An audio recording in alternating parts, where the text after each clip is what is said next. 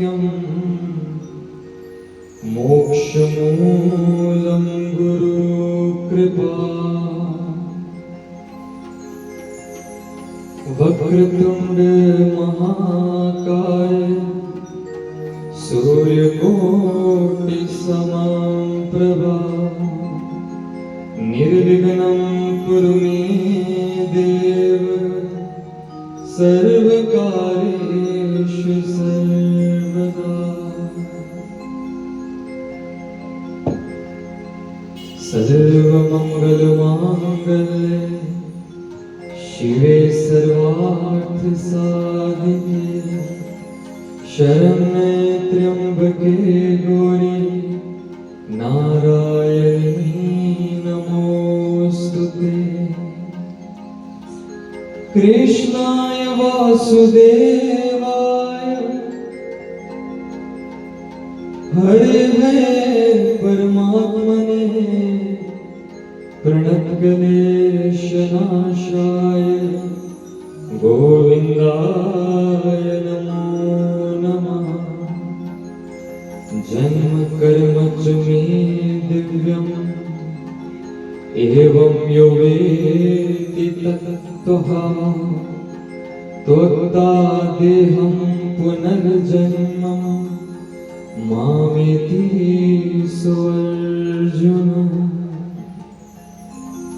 सर्वधर्मान् परित्यज्य मामेकं शरणं व्रज अहं त्वा सर्वपापेभ्यो मोक्षयिष्यामि मा शुचः।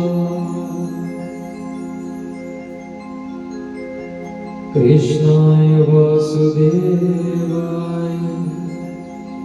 देवकी नंदनाय च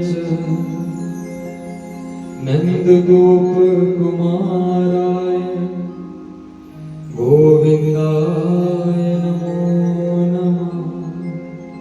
गोविन्दाय नमो नमः।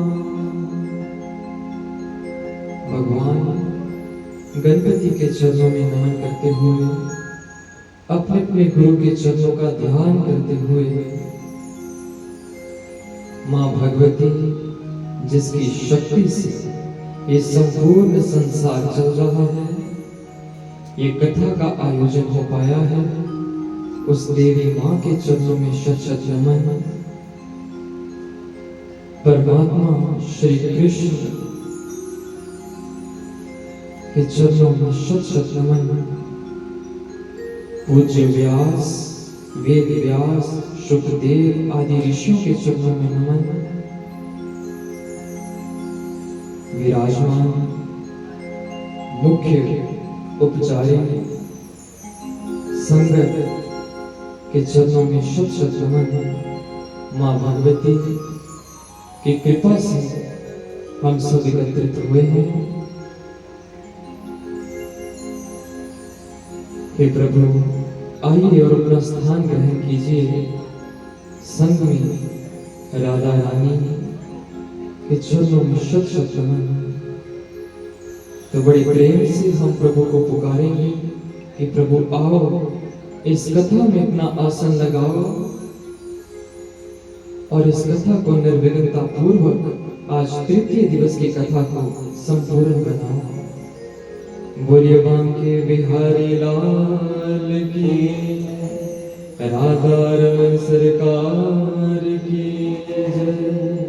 जय जय श्री राधे, जय जय श्री राधे, जय जय श्री राधे श्याम।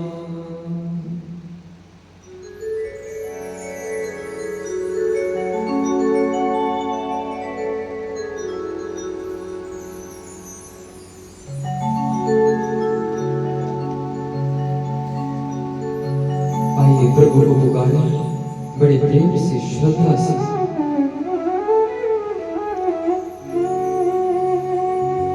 आ जाओ मेरे कृष्णा,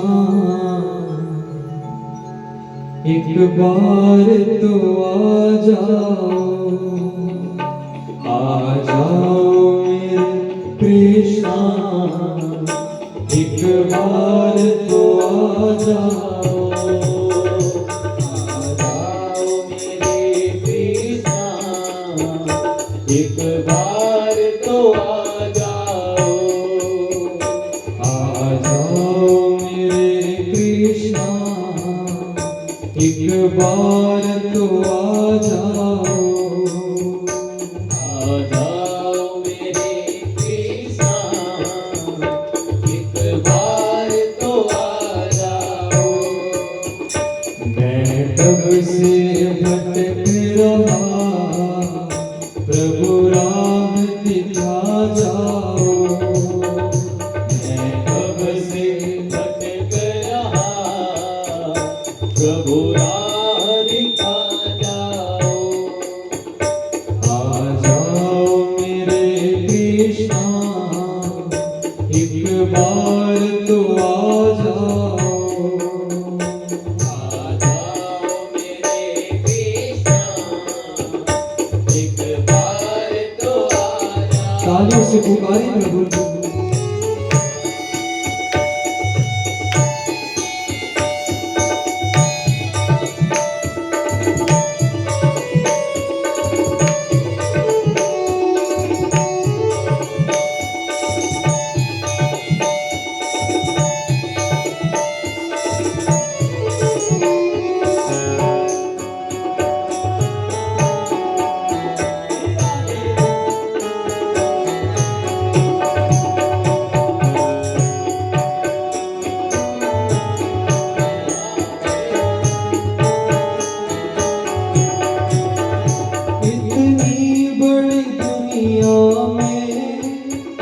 प्रभु कौन हमारा है।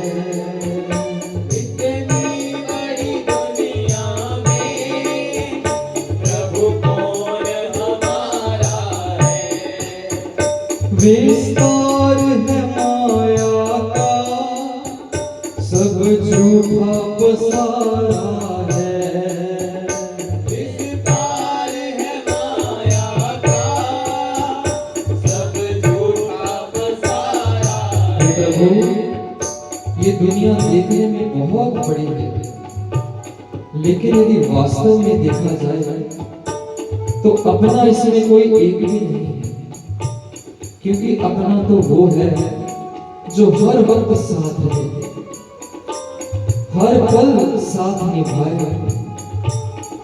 लेकिन ये दुनिया के रिश्ते कब तक है? बहुत कम समय के लिए है, और यदि कोई पूरी उम्र भी साथ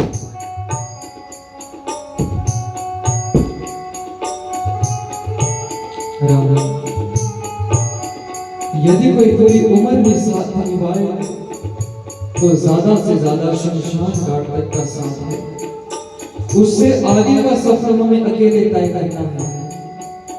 ये सब विस्तार है माया, देखने में सब अपने लगते हैं पर वास्तव में ये सब झूठ है।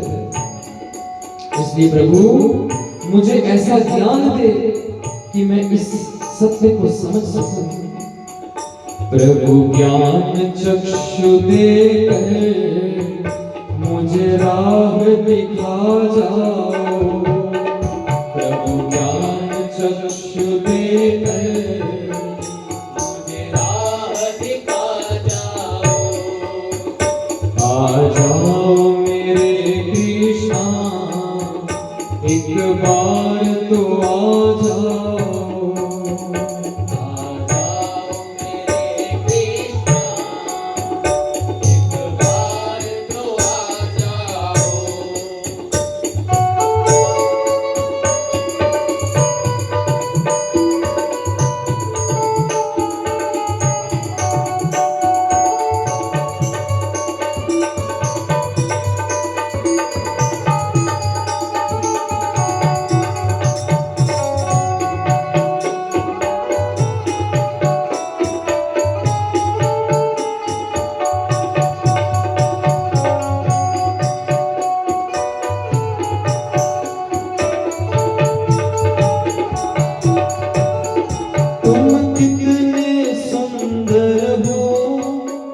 तुम कितने प्यारे हो, तुम कितने सुंदर हो, तुम कितने प्यारे हो, तुम कितने सुंदर हो, प्रभु कितने प्यारे हो।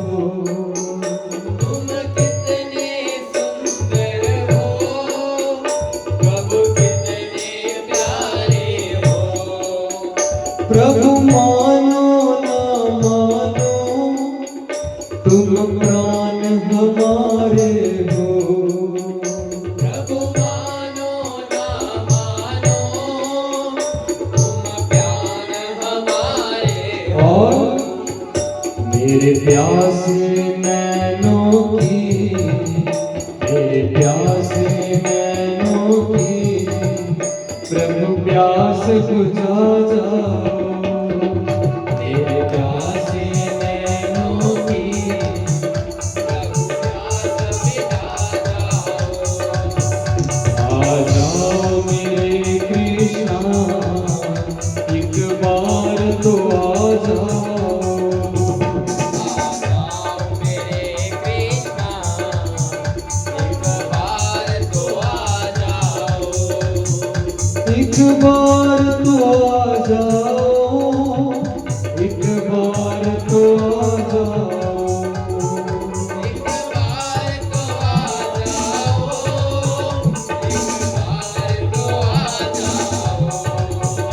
मैं कब से भटक रहा, मैं कब से भटक रहा, प्रभु राह दिखा जाओ।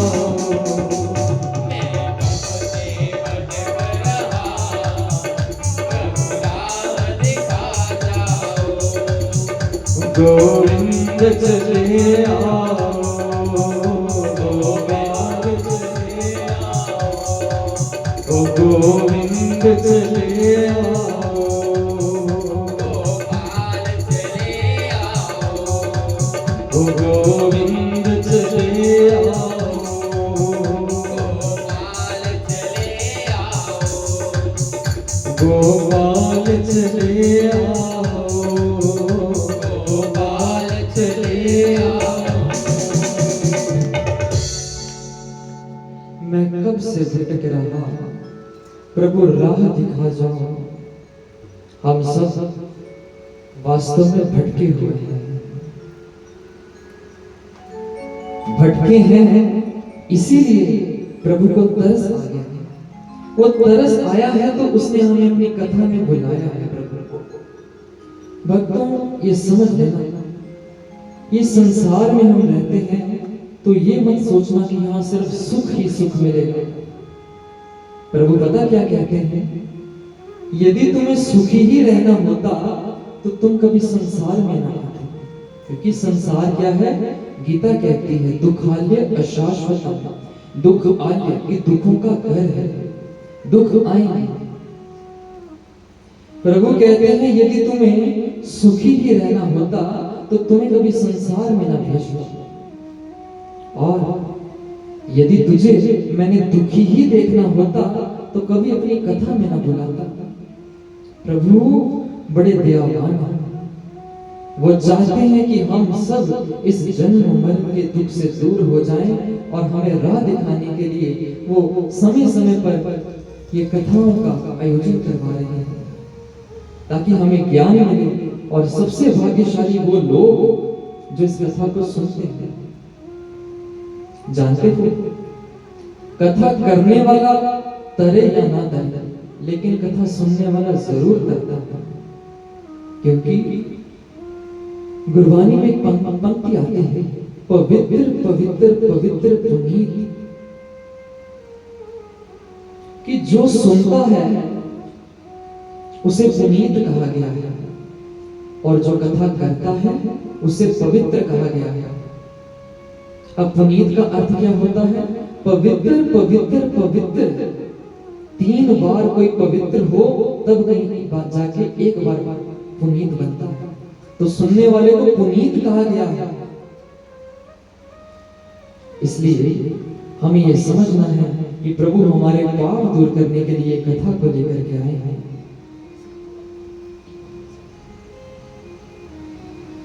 भोले बांके बिहारी लाल की जय। आज प्रभु एक और भक्त को ज्ञान देने वाले हैं। वो ज्ञान इतना प्रबल है कि यदि हमारे जीवन में आ जाए तो हम भक्तजनों तर जाएंगे। एक राजा हुए हैं, राजा का नाम है भरत। भरत राजा जो है, इनके नाम से ही हमारे देश का नाम भारत पड़ा। बड़े धर्मी राजा हुए हैं,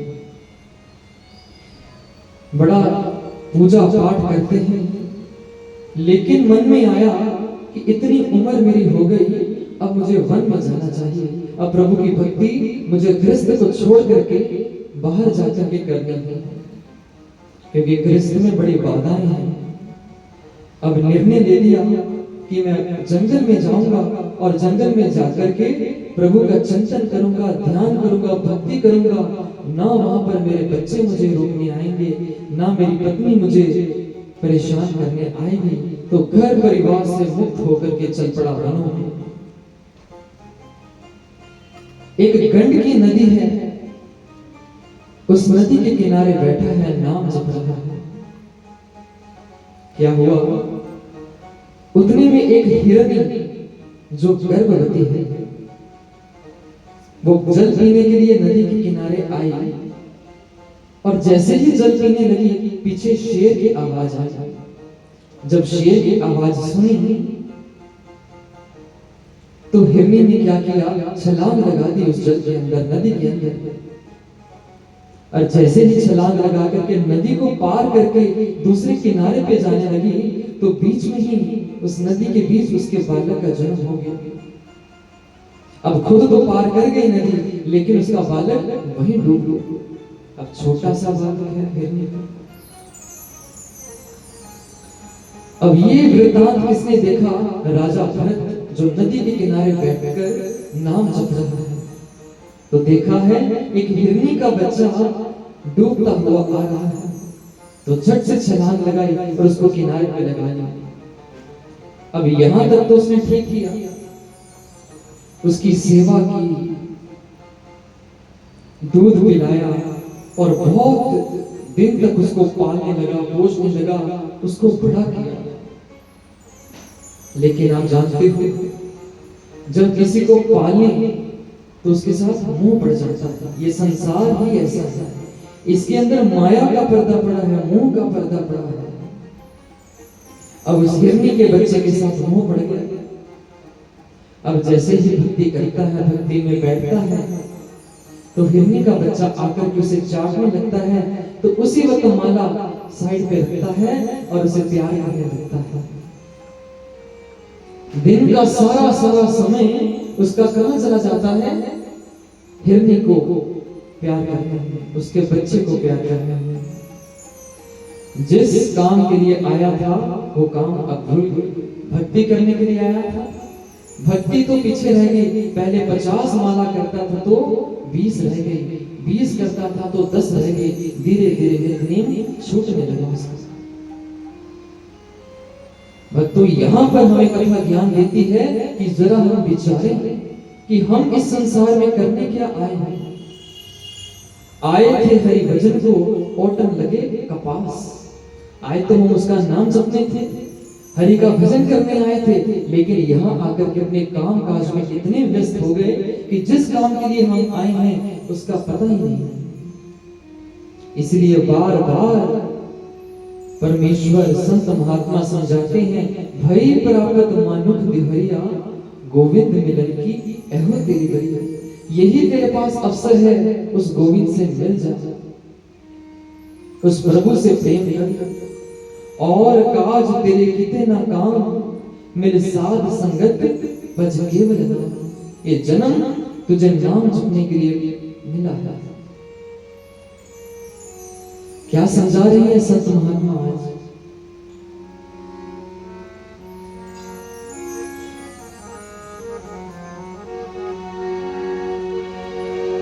अभी समय रहते भजन कर ले, बाद में पता नहीं अवसर आएगा कि नहीं।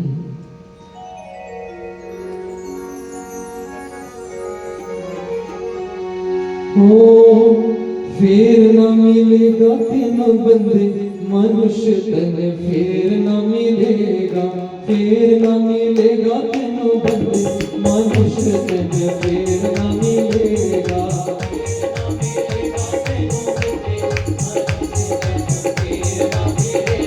हो फिर न मिलेगा तीनों बंदे मनुष्य का चोला, फिर न मिलेगा।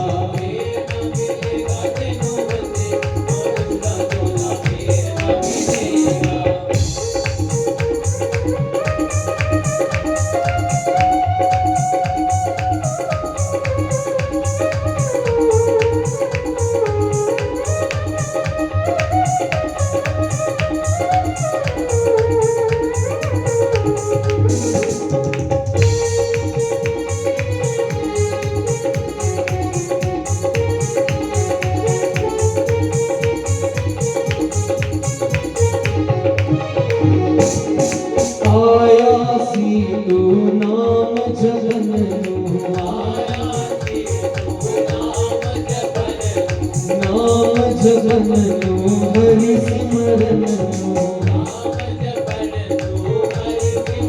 क्या करने आया था संसार में? आया सी तू नाम जपन, को नाम जपन हरि सिमरन।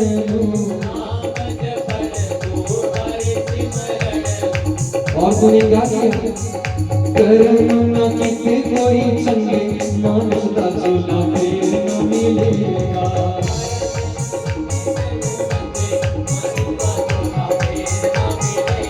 तो फिर न मिलेगा तीन बंदे मनुष्य तन, फिर न मिलेगा। तालियों से जय।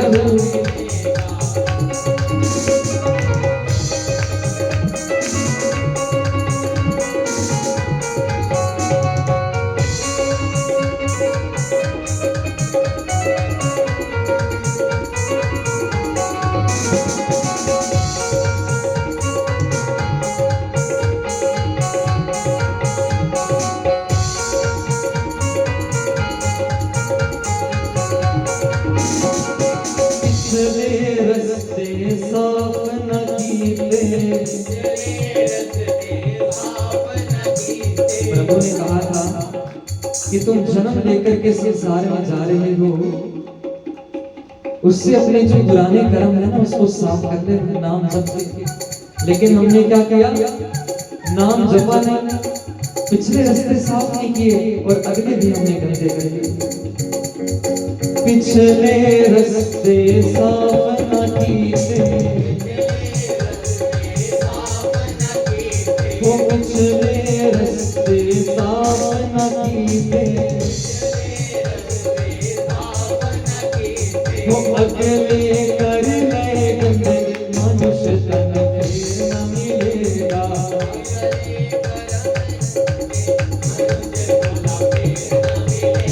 वो फिर न मिलेगा तीनों बंदे मनुष्य तन, फिर न मिलेगा।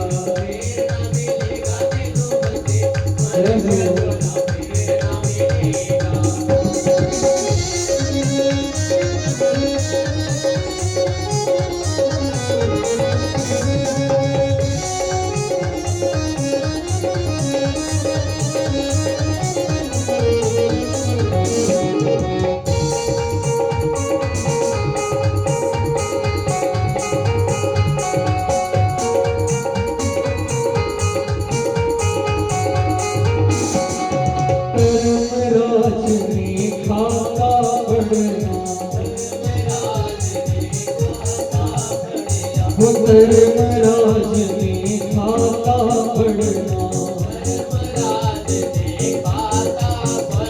तो खाता पढ़ना के तेनों पढ़ना। और फिर पहने जमा बोलो डंडे मनुष्य तन, फिर न मिलेगा।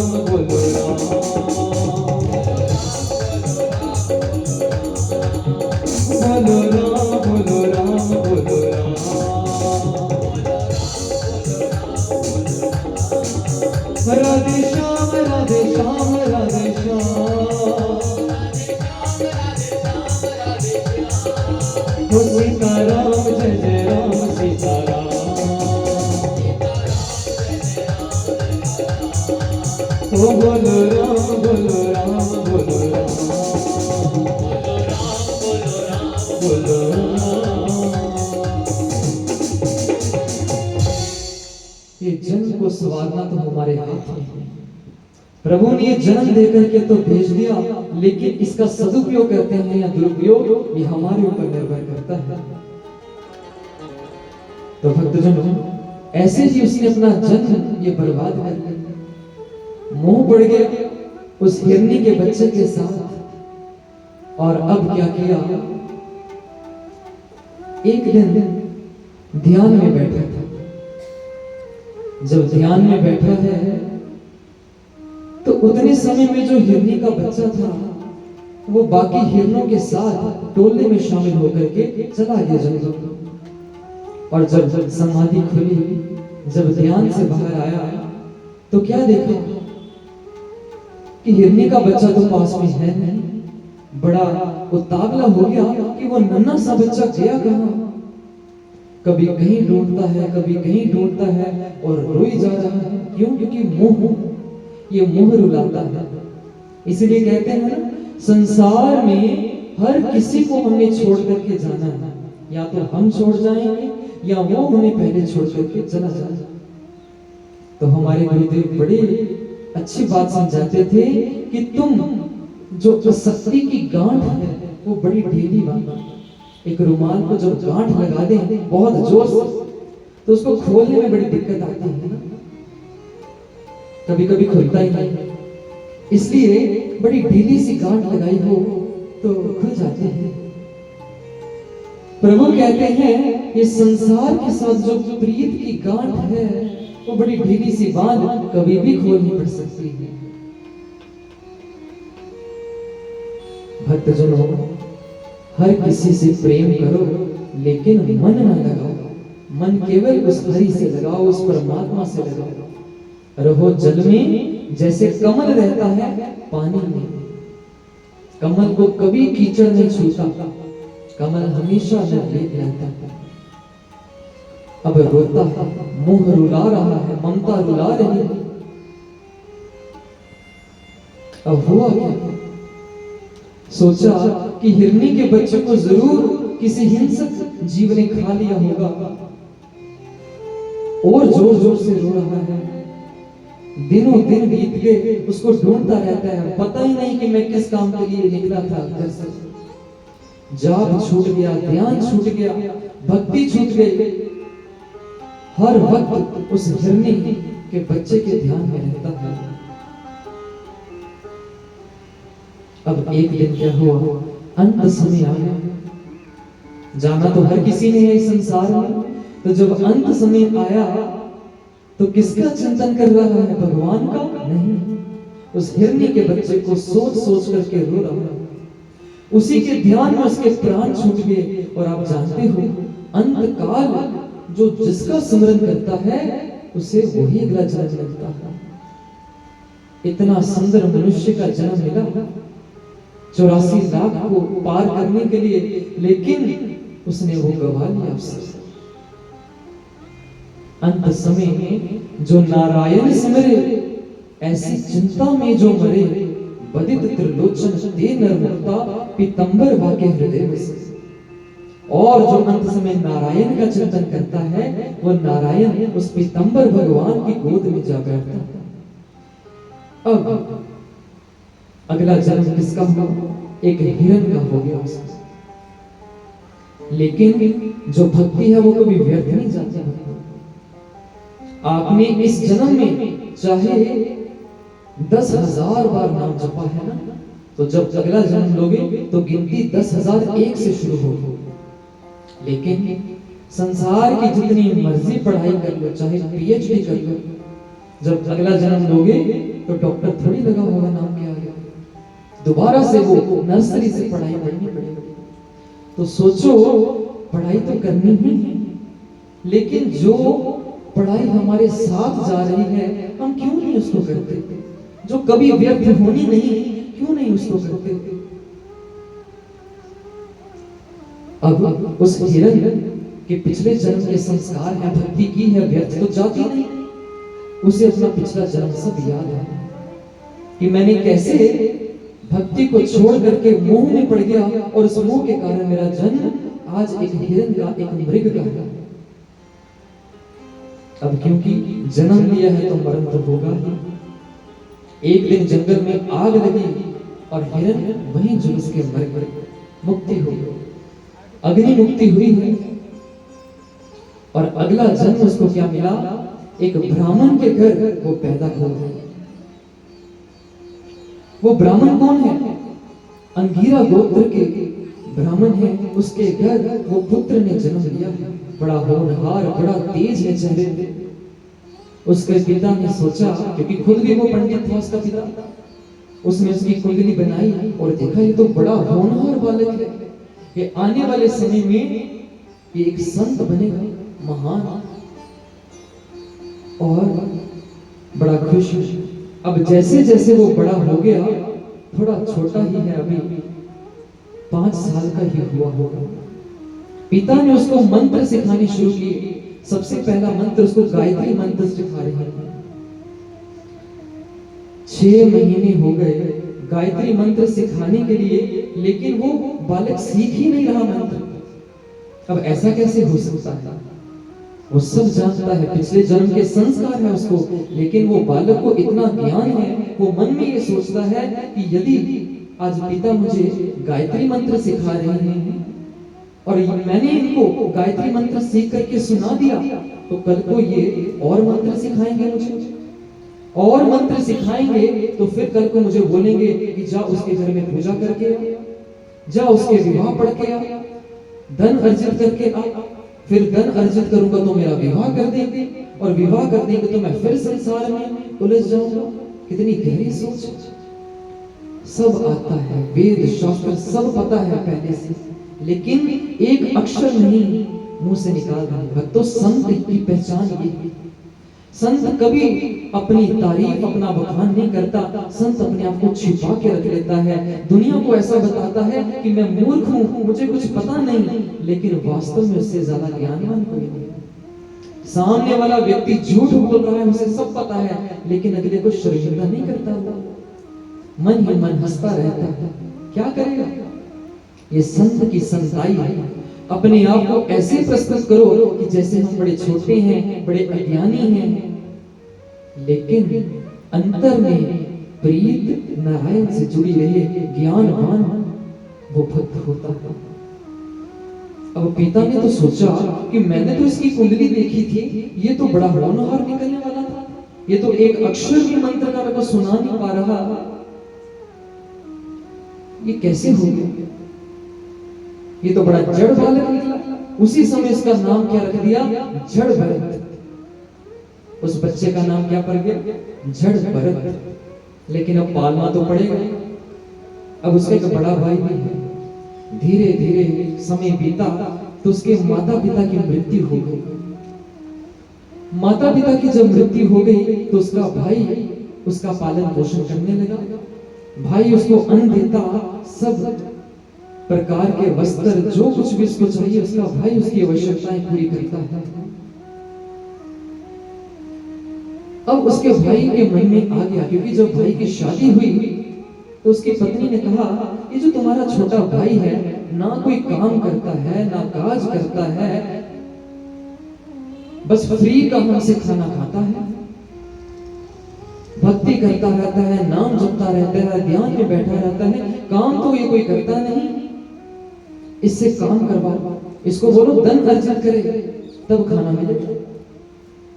ये वास्तविक सच्चाई है।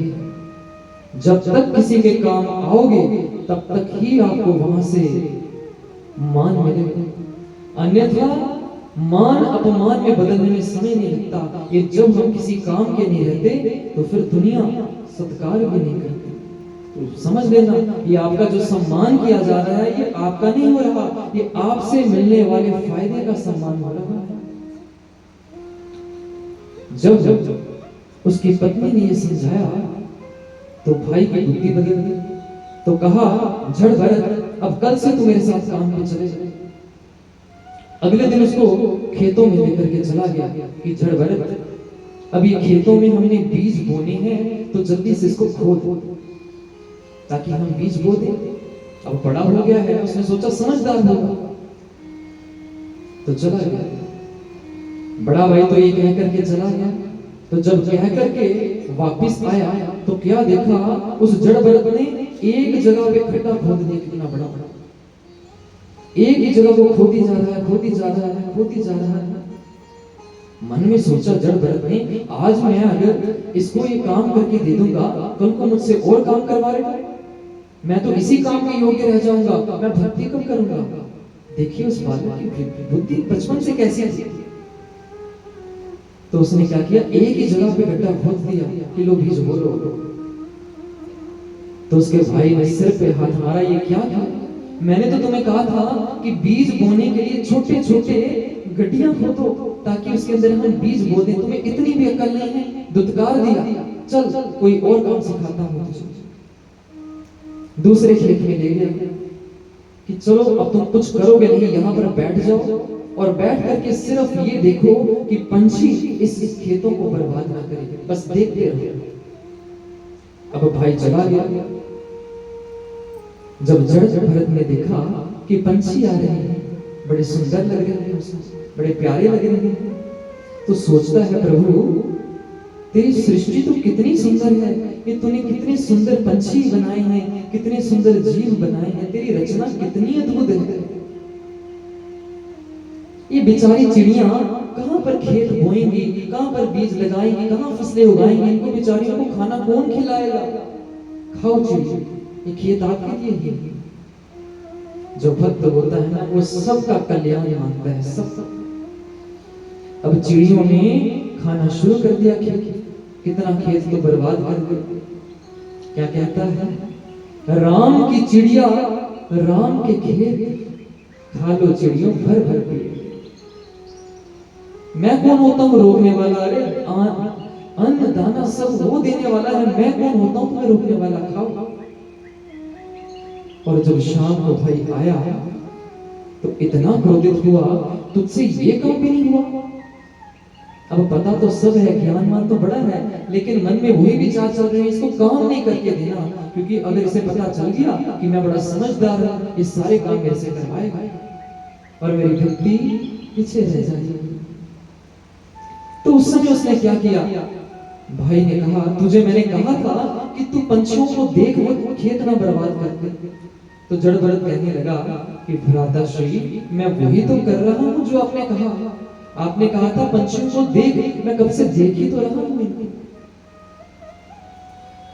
भाई को कितना क्रोध आया, कह दिया निकल जा तू मेरे घर से बाहर, तू रहने के लायक ही नहीं, तू मेरे घर का अन्न खाने के लायक नहीं है, तू चला जा यहाँ से। अब वो बालक सोचने लगा मेरे को घर से बाहर निकाल दिया, ये तो परमेश्वर की बड़ी कृपा हो गई, मैं तो खुद घर छोड़ना चाहता था, इसमें तो खुद निकाल दिया। तो भक्त हर समय उस परमात्मा का, उस प्रभु का शुक्र करता है, कैसा भी हालात हो। कल भी हमने ये समझा था कि तेरा खाना मीठा लागे, आज घर से बाहर निकाल दिया और बड़ा खुश है और जा रहा है जंगलों में कि मैं अब प्रभु की भक्ति करूंगा। पिछले जन्म के उपकार है। उधार चरिताना तो वसुदेव कुटुंबकम। उधार चरिताना, जो उधार चरित्र वाले होते हैं, संत महात्मा होते हैं, उनके लिए सारा संसार वसुदेव कुटुंबकम, कि सारा संसार उसका अपना होता है। वो कहता है इसने अपने घर से निकाल दिया, परमात्मा ने थोड़ी अपने घर से निकाला है, उसके घर के दरवाजे हमेशा खुले रहते हैं। ये सारा संसार मेरा अपना है, ये सारा भूमि मेरा घर है, जहां मर्जी रहूं, सबको अपना मानता है। और सारी भूमि किसकी है, ये संसार किसका है, परमात्मा का। और यदि परमात्मा आपके अपने हैं तो परमात्मा का जो कुछ है वो भी आपका है। प्रभु कहता है मुझे अपना मान के तो देख, जो मेरा है वही तेरा होगा। अब रास्ते में क्या हुआ भक्तों, वो जंगल में जब जा रहा है, रास्ते में डाकू मिल गए। अब डाकुओं ने उसके साथ दोस्ती कर ली, 5 डाकू उसके साथ मिल गए, उसके दोस्त बन गए।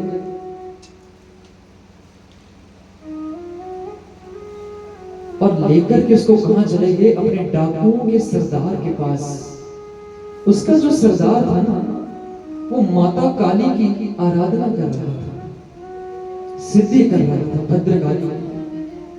बोली काली मैया की। उसने ऐसा प्रण ले रखा था कि जो मैं आज के दिन एक मनुष्य की बलि दूंगा, उसके बदले में मां काली मुझे एक सिद्धि प्रदान करेगी। बस इसी लालच के कारण उसने अपने डाकुओं को भेजा था, जाओ एक मनुष्य को पकड़ करके लेकर के आओ। और उसके जो डाकू थे वो आज किसको पकड़ के लेकर के आए? जड़ भरत। अब जड़ भरत को आगे बैठा दिया कि लो इसकी बलि लगाओ।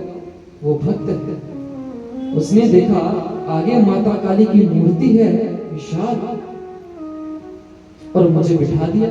अब भक्त तो ज्ञानवान है, उसको स्नान करवाया, भक्त को तिलक लगाया, वस्त्र पहनाए, लाल हार पहनाया, नारियल चढ़ाया। ये समझ गया अब मेरी बलि लगने वाली है।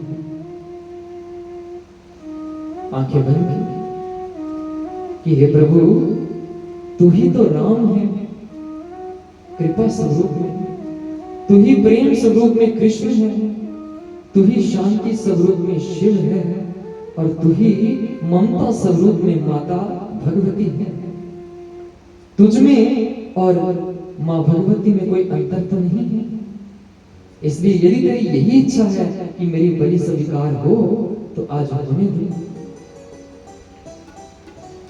तो उस समय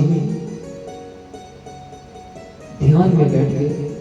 डाकुओं के सरदार ने तलवार निकाली और जैसे ही बलि चढ़ाने लगा तो क्या हुआ? माता भद्रकाली की मूर्त में से एक अचानक विस्फोट हुआ। वपुषा चोचाट सैव देवी भद्रकाली। उस समय माता काली प्रकट हो गई बड़े क्रोध के अंदर, हाथ में खंडा पकड़ा है। कैसा रूप बनाया है मां ने? ओ फड़िया हत्थां दे विच खंडा चंडी रूप बनाया है। फड़िया हत्थां दे विच खंडा चंडी रूप बनाया है। फड़िया हत्थां दे विच खंडा चंडी रूप बनाया है।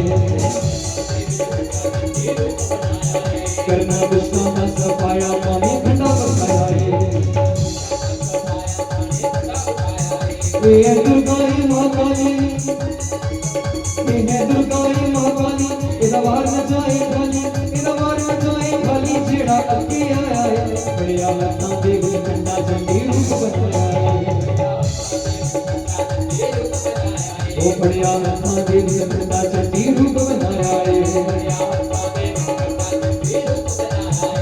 ओ जय काली महाकाली मां, जय काली महाकाली मां।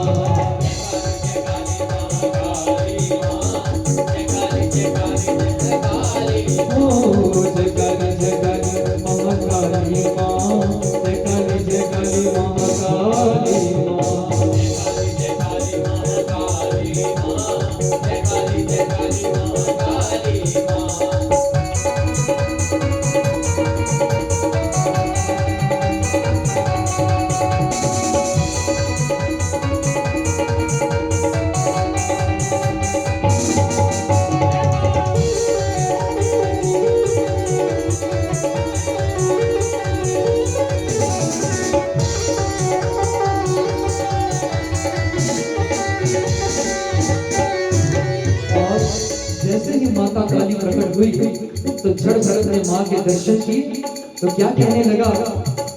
तो काली मेरी माई, काल का काली मेरी माई, ओ काली मेरी माई, काल का काली मेरी माई। और जब काली माता को देखा डाकू थर थर कांपने लगे कि ये क्या हो गया? पापी वेखे थर थर कंबन, पापी वेखे थर थर कंबन, दिन गए याद दुहाई, काली मेरी माई, काल का काली मेरी माई। जय हो।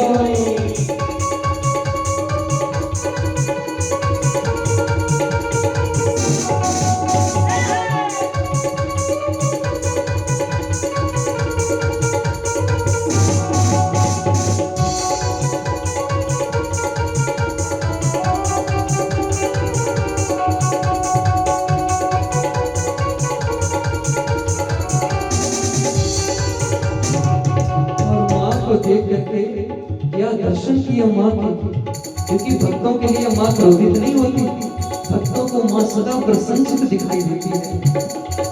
माँ को देख करके कह रहा है, हाथ खंडा त्रिशूल विराजे, गल रुंडन दे माला साजे।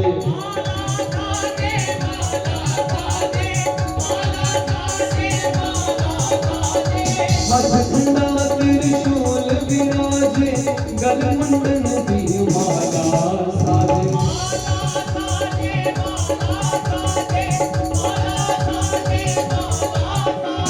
दास मैया धन तेरे गावे, दास मैया धन तेरे गावे, तू चलना दे लाई, काली मेरी माई कालिका काली मेरी माई।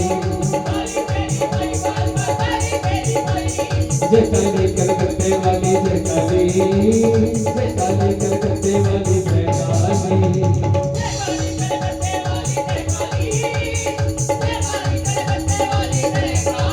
ओ जय काली कलकत्ते वाली जय काली, जय काली कलकत्ते वाली जय काली।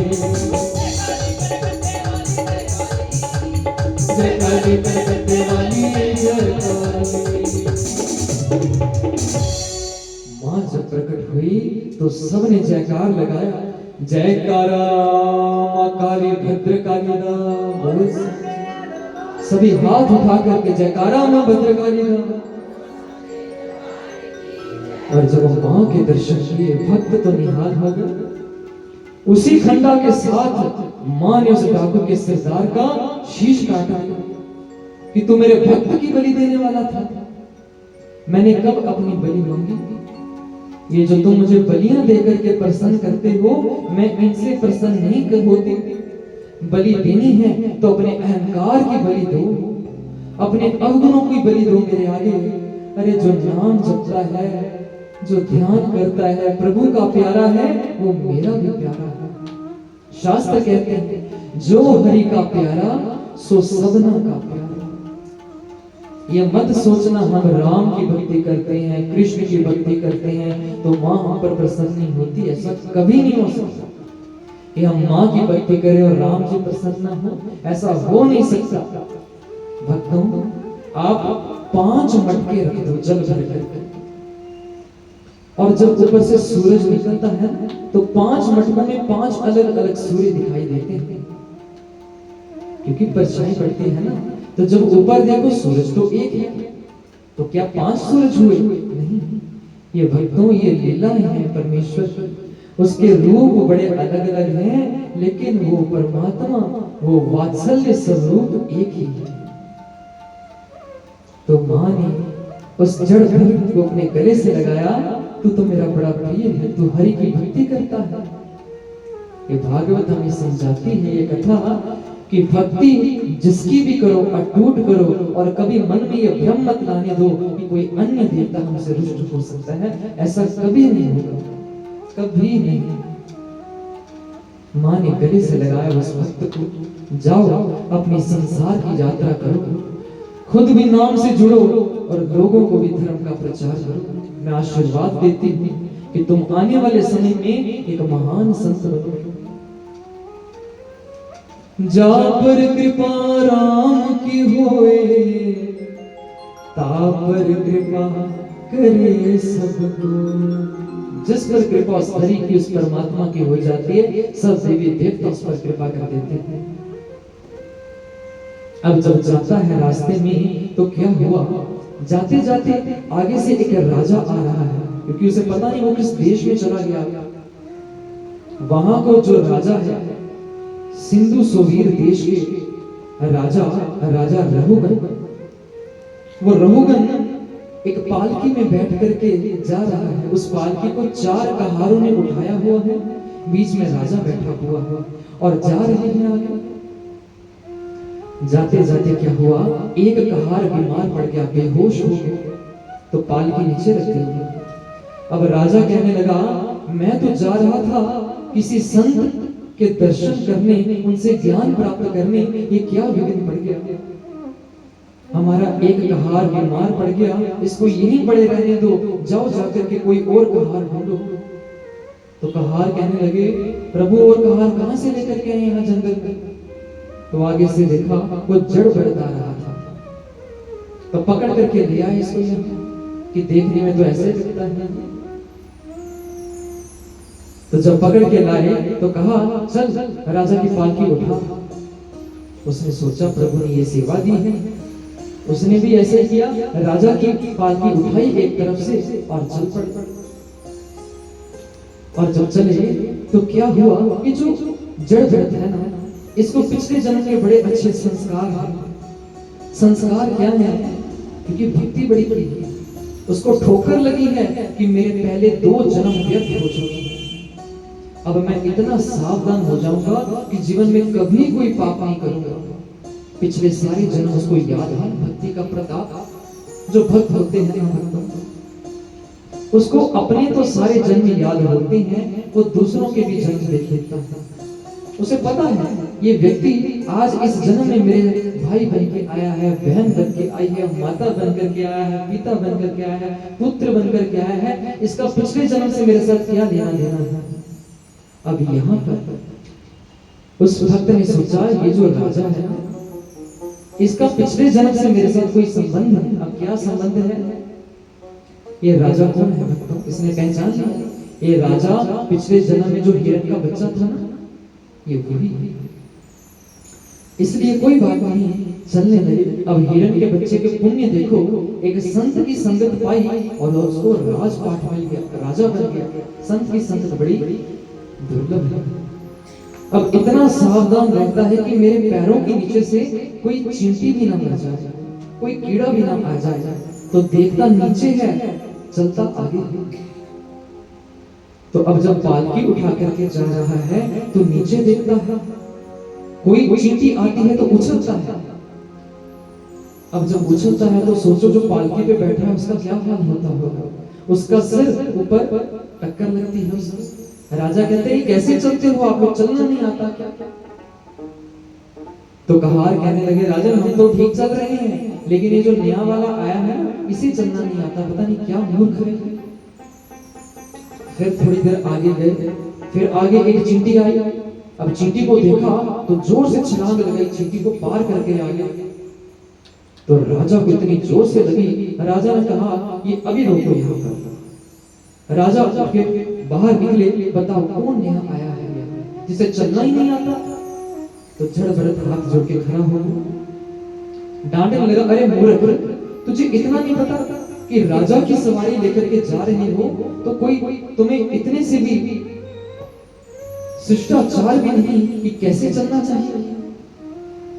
लेकिन वो अपनी सफाई नहीं देता।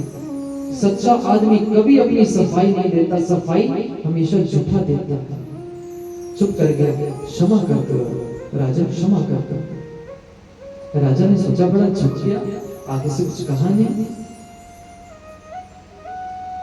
अब राजा उसको और बड़ा बुरा कहने लगा कि तू बड़ा पतला है, बड़ा कमजोर है, क्या करेगा तू इस संसार में जी करके? तेरे जैसे लोग होने नहीं चाहिए इस संसार में। इतनी बेइज्जती की उसकी आंखों से आंसू आ गए। अब उसने सोचा कि ये राजा लेने तो ज्ञान जा रहा है, लेकिन ज्ञान इसको एक टके का भी नहीं, इसका उद्धार करना चाहिए। वैसे तो उसने कुछ नहीं बोलना था, लेकिन अब सोचा अब इस राजा को सही मार्ग पे लाना ही पड़ेगा। कहने लगा, राजा तुम इतनी देर से कभी मुझे मोटा, कभी पतला, कभी काला, कभी कमजोर कह रहे हो, तुम किसे कह रहे हो? ये शरीर को, ये जो नाशवान है? अरे ये शरीर मेरा नहीं है, मेरी गलती नहीं, इसलिए अपना समय व्यर्थ क्यों करते हो? ये शरीर दुबला है, पतला है, मोटा है, छोटा है, काला है या गोरा है, इससे क्या फर्क पड़ता है? राजा हो ज्ञानी, तू ये समझ कि शरीर अलग है और आत्मा अलग है। अब राजा सोचता है ये क्या है, बड़ा ज्ञानवान लग रहा है, शक्ल से तो बड़ा मूर्ख सा लगता है, लेकिन बातें तो इसकी बड़ी ज्ञानवान जैसे है। पूछता हूं ये कौन है? कसत्वं निगुष्यसि द्विजा बिभ्रषि सूत्रं कतो वधू कस्तुम निगूषर्षि। द्विजाना, आप कौन हैं, कहां से आए हैं, बड़े ज्ञानवान लग रहे हैं। मुझे बताइए आपका नाम क्या है। कस्यासि पुत्रः इत्यापि कस्मात् क्षेमाय नश्यसि नोत शुक्लः। आप कहां से आए हैं, आपका नाम क्या है, किस गोत्र से आप उत्पन्न हैं, जाति से आप कौन हैं, मुझे परिचय दीजिए। राजा कहता है तेरा प्रश्न, मेरे प्रश्न का उत्तर दीजिए महात्मा। आगे से जड़ भरत कहने लगा यहां तुम गलत हो, तुम मेरा परिचय मांग रहा है, इस शरीर का परिचय मांग रहा है। वो देख, वो कौन पड़ा है नीचे रास्ते में। तो राजा ने देखा एक आदमी मुर्दा है जो मर चुका है। ये कौन है, जिस कहार ने उसकी पालकी उठाई थी वो मर चुका था। कि जा देख। राजा कहता है ये तो हमारा कहार है, उसका नाम लिया, ये हमारा कहार है। राजा कहता है तू कहार को उठा। कहता वो कैसे उठेगा, वो तो मर गया। कहता अच्छा बता तेरा कहार दिखता कैसे था। वो कहता है ये जो सामने पड़ा है ऐसे तो दिखता था, बड़ा शरीर था उसका, बड़ा गोरा था, बाल उसके बड़े बड़े थे। तो कहता है फिर तो क्यों कह रहा है वो मर गया, वो तो ये पड़ा, उठा ले इसको।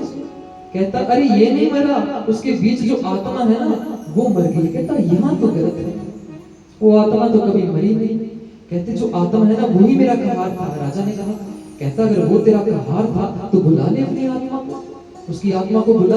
कहता वही तो नहीं पता मुझे वो कहाँ है। तो राजा समझ ये आत्मा और शरीर अलग अलग है, ये तूने एक मान करके रखा है, इसीलिए तू अज्ञानी है। राजा अब डरने लगा, ये तो महापुरुष है, बिरले महापुरुष है। जब जड़ भरत ने देखा कि राजा बड़ा डर रहा है, बड़ा कांप रहा है, तो राजा आप क्यों डर रहे हो मेरे से। ना मेरे पास कोई सैन्य बल है, ना मेरे पास कोई हथियार है, ना मेरे पास कोई सैनिक है, कुछ नहीं है, धन नहीं है, दौलत नहीं है, आप मेरे से क्यों डरते हो। तो राजा क्या कहता है, बड़ा सुंदर जवाब, नाहं विशंके सुरराज वज्रः नम त्रिशूलान्यमक्षयमदूत। कि ना मैं राजा इंद्र के वज्र से डरता था। राजा कहता है ना मैं यमदूत के दंड से डरता था, और ना ही मैं महादेव के त्रिशूल से डरता था। मैं इनमें से किसी से डर नहीं लगता, पर एक बात से मुझे हमेशा डर लगता रहता है। किस बात से। शंके वृषम ब्रह्मकुलावमाना। हर समय मैं इसी बात से डरता हूं कि मेरे मुख से, मेरे कर्मों से किसी संत या किसी महापुरुष का अपमान ना हो जाए, क्योंकि उनका अपमान प्रभु कभी सहन नहीं कर सकते। आप मुझे कोई महान महापुरुष लगते हो, मुझे इसी बात का डर है कि मैंने आपको बहुत भला बुरा कह दिया, मुझे क्षमा कीजिए। क्योंकि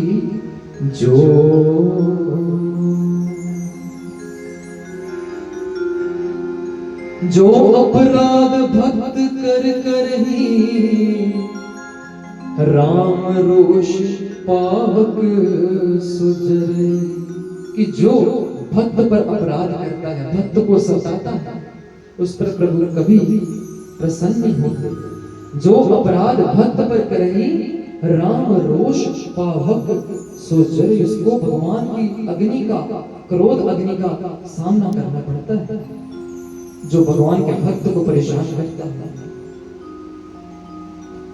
क्योंकि देखो जब रामायण में भी हम जाए तो उसमें रावण रावण तो देखो शुरू से पाप कर्म करता था, लेकिन प्रभु ने तब तक दंड नहीं दिया उसे जब तक उसके राज में संत विभीषण सुरक्षित थे।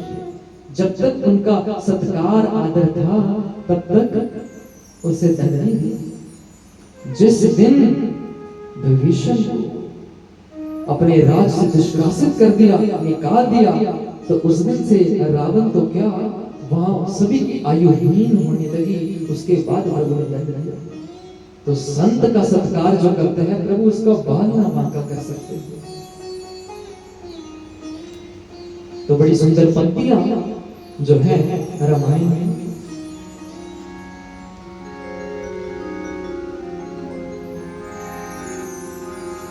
अस कहीं चला विभीषण जब ही, आयुहीन भय सब तब ही। राम सिया राम जय जय राम, राम सिया राम जय जय राम। क्या कहा? अस कहीं चला विभीषण जब विभीषण का निरादर किया, विभीषण दरबार छोड़ के चला गया, आयुहीन भय सब तब, सबकी आयुहीन होनी शुरू हो गई जब संत का अपमान हो गया।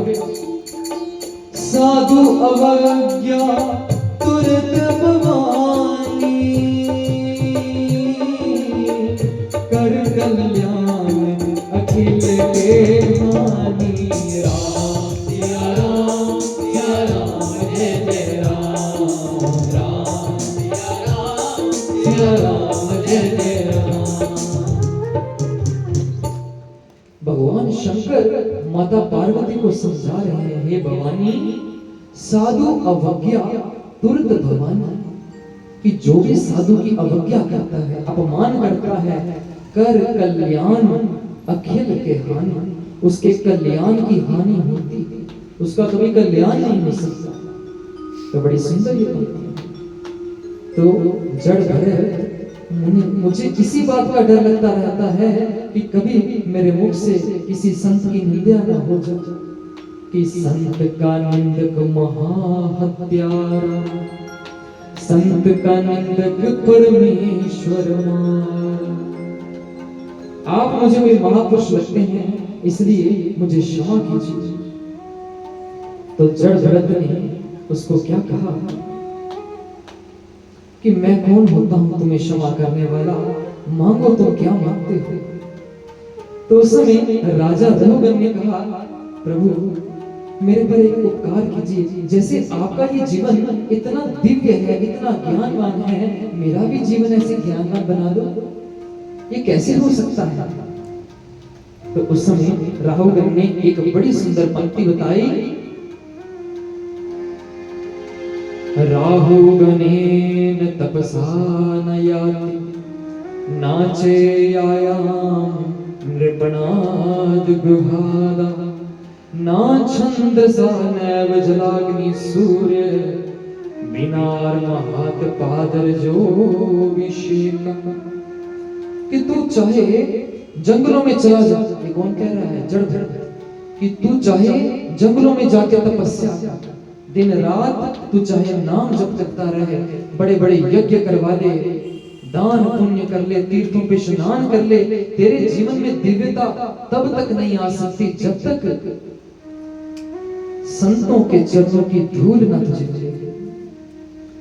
बिना महत पाद रजो विषेकम, बिना महत पाद रजो विषेकम, चरणों की धूल जब तक तेरे माथे नहीं लगेगी तब तक तुझे ये अवस्था नहीं मिलेगी, इतना दिव्य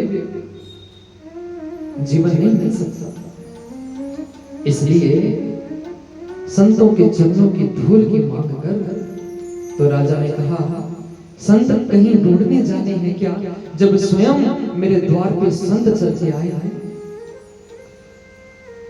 आज से आप ही मेरे गुरु होंगे। उसे अपना गुरु स्वीकार कर लिया, चरणों में बैठ गया और मांग करने लगा कि मुझे अपने चरणों की धूल दे दे।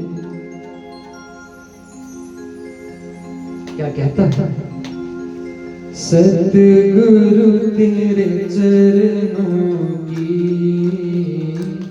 सतगुरु तेरे चरणों की, रज धूल जो मिल जाए,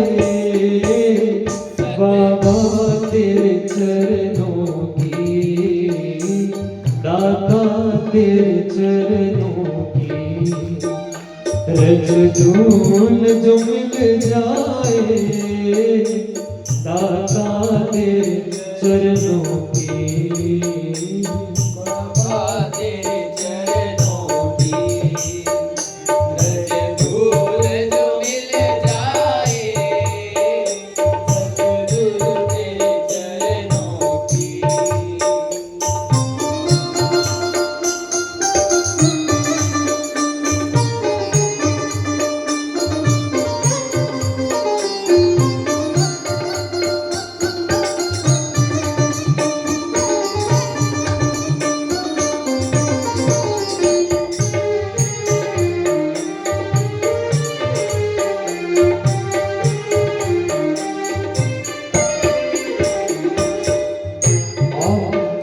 आपके चरणों की बड़ी महिमा है, क्योंकि जब आपके चरण मिल जाएंगे तो मैं तर जाऊंगा इस संसार से। ये मन बड़ा चंचल है, कैसे तेरा भजन करूं। ये मन बड़ा चंचल है, कैसे तेरा भजन करूं। जितना इसे समझाऊं, जितना इसे उतना ही मचल जाए सतगुरु तेरे चरणों की, दाता तेरे चरणों की। रजधूल जो मिल जाए बाबा तेरे चरणों की, सतगुरु तेरे चरणों की।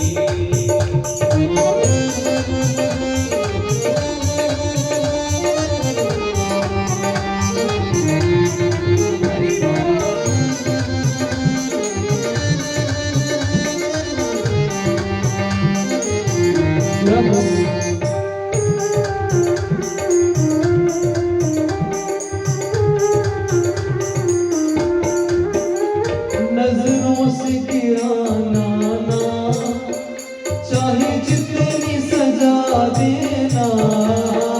नजरों से गिराना चाहे कितनी सजा देना।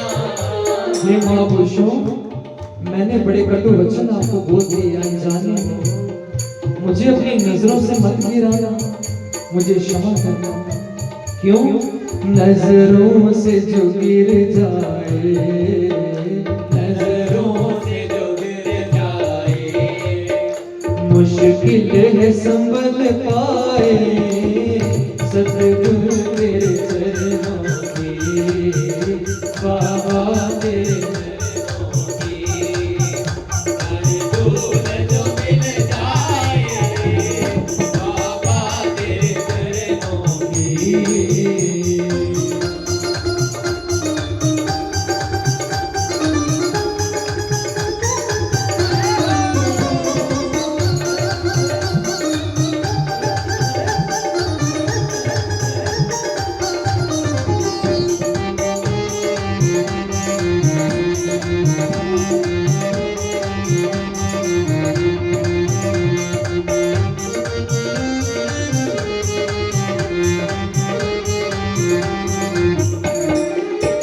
सतगुरु मेरे जीवन की बस एक तमन्ना है। सतगुरु मेरे जीवन की बस एक तमन्ना है। हे गुरुदेव, जब से आपके चरण मिले हैं तब से ये संसार का मोह छूट गया मेरा। अब तो बस एक ही तमन्ना रह गई है, वो क्या? तू सामने हो मेरे, तू सामने हो मेरे और मेरे प्राण निकल जाए।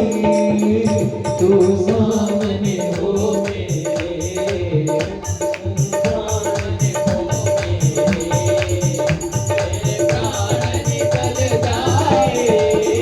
सच कहता हूँ सतगुरु, सच कहता हूँ सतगुरु, तकदीर सवर जाए दाता तेरे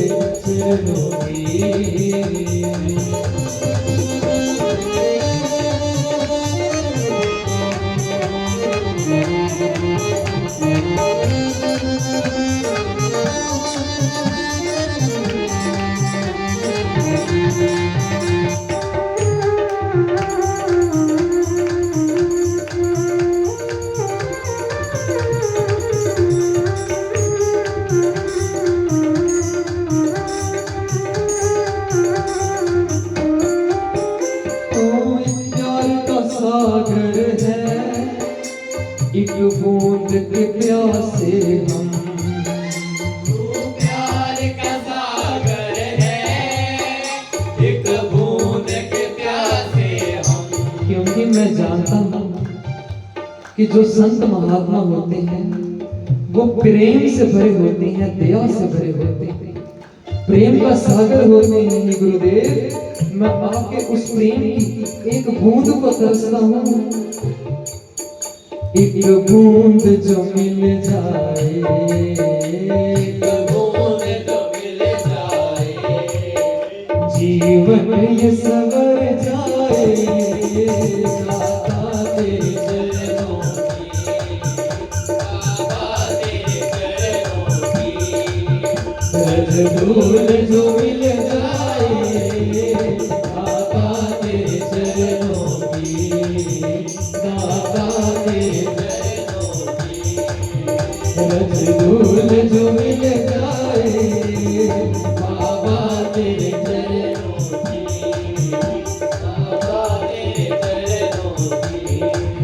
प्रभु दे चरणादी प्रीत चरणादी मोज बड़ी, हे चरणादी चरणादी मोज बड़ी। ओ प्रभु दे चरणादी प्रीत चरणादी मोज बड़ी, प्रभु दे चरणादी चरणादी मोज बड़ी। प्रभु दे चरणादी प्रीत चरणादी मोज बड़ी।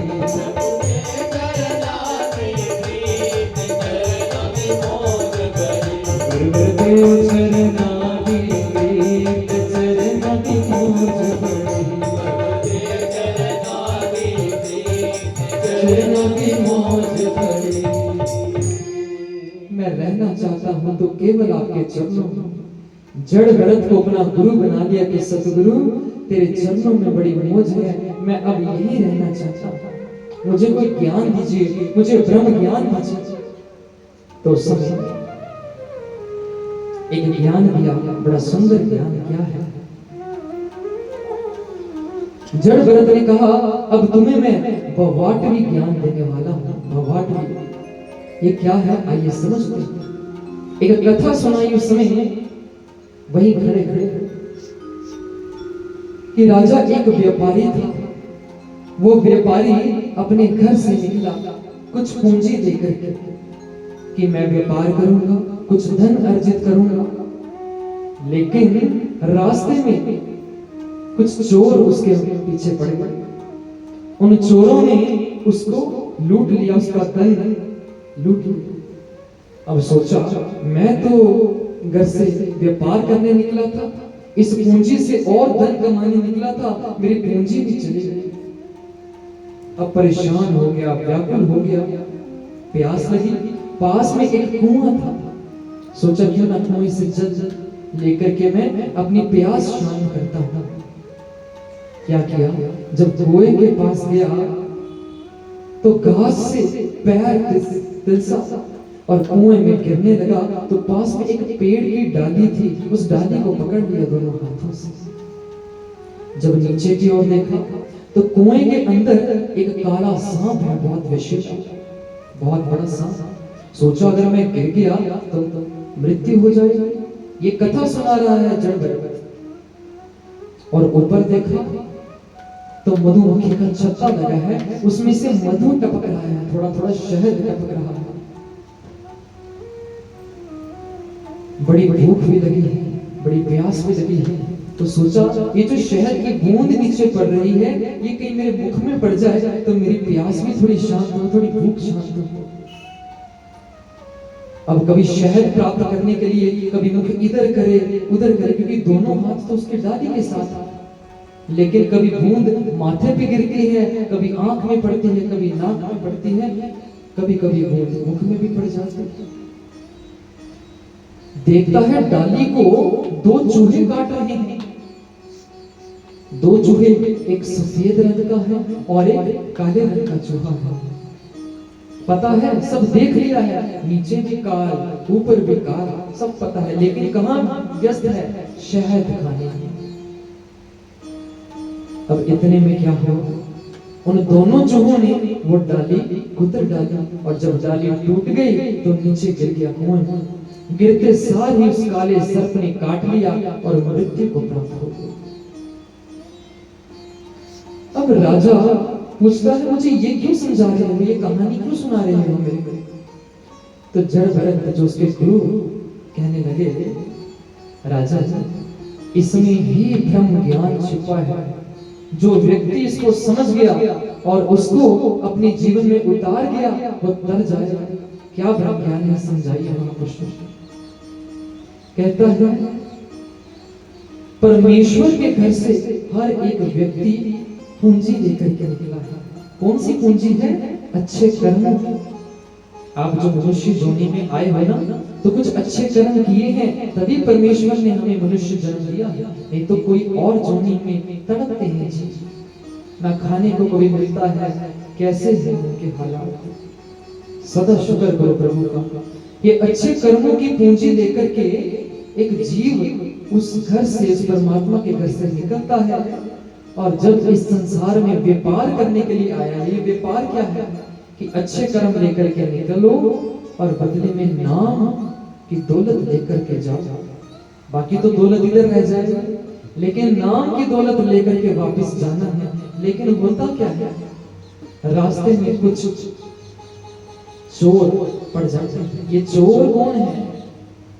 काम, क्रोध, लोभ, मोह, अहंकार, राग, द्वेष, ईर्ष्या। ये हमारे चोर हैं जो हमारी उस कमाई को लूट लेते हैं। वो नाम की कमाई, जो अच्छे कर्म जो हम पीछे से लेकर के आए हैं, ये चोर लूट लेते हैं। और जब चोर लूटते हैं ये कमाई, और फिर हम भटक जाते हैं, जैसे वो व्यक्ति भटका जंगल में। फिर हमें पता नहीं चलता कि क्या करना है क्या नहीं। तो प्यास लगी, अपने जीवन की प्यास बुझाने के लिए जब पानी पीने के लिए वो गया था, तो वो जो डाली का सहारा लेकर के खड़ा है, वो डाली क्या है? वो डाली है जीवन। जब तक जीवन लिखा था तब तक डाली नहीं टूटी। और उस डाली को काट कौन रहा था? दो चूहे, एक सफेद चूहा और एक काला चूहा। ये कौन है? सफेद चूहा है दिन और काला चूहा है रात। ये दिन के बाद रात, रात के बाद दिन, ये जो समय बीत रहा है, ये डाली कमजोर होती जा रही है। फिर एक दिन ये डाली टूट जाएगी बच्चों।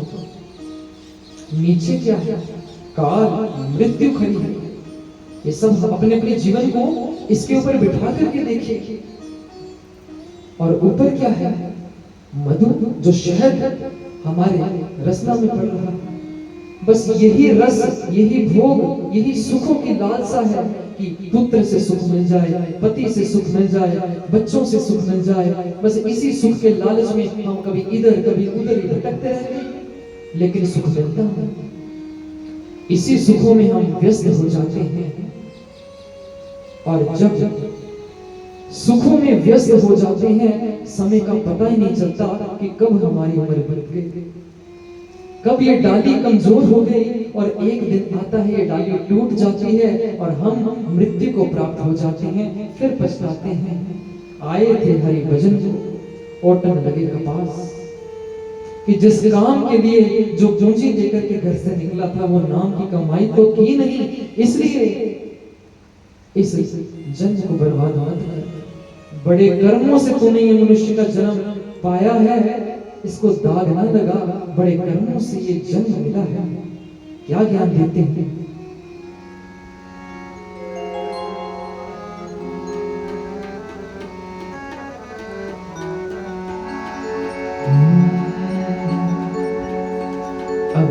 जड़ भरत राजा को ज्ञान दे रहा है कि ये जन्म बड़ी मुश्किल से तू पीछे से लेकर के आया है, इसको दाग मत लगा इस चोले को। आइए समझो। बड़े जन्म दे बाद चोला पाया, देखी कित दाग ना लाई। बड़े जन्म दे बाद चोला पाया, देखी किते दाग ना लाई। बड़े जन्म दे बाद चोला पाया, देखी कित दाग ना लाई। जन्म दे बाद चोला पाया, देखी किते दाग ना लाई। जय हो।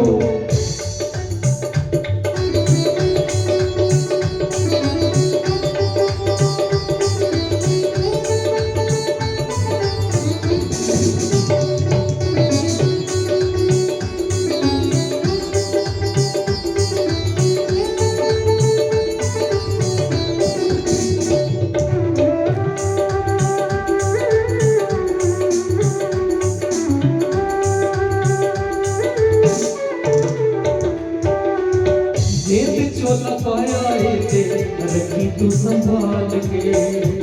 चोला पाया रे, रखी चोला पाल के। कागजात बांगे नो जानी ना तू गाल के। साथे मांगे नु, जामी ना दुखाल के। क्यों? ये चोला उस भगवान ने बड़े प्रेम से तुझे पहनाया है मनुष्य का, इसको व्यर्थ ना जाने देना।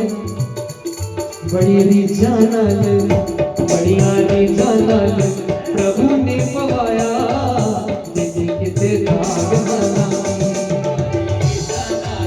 प्रभु ने पवाया, देखी किते दाग ना लाई। ओ बढ़िया जन्म दे बाद चोला पाया, देखी किते दाग ना लाई। जन्म दे बाद चोला पाया, देखी किते दाग ना लाई।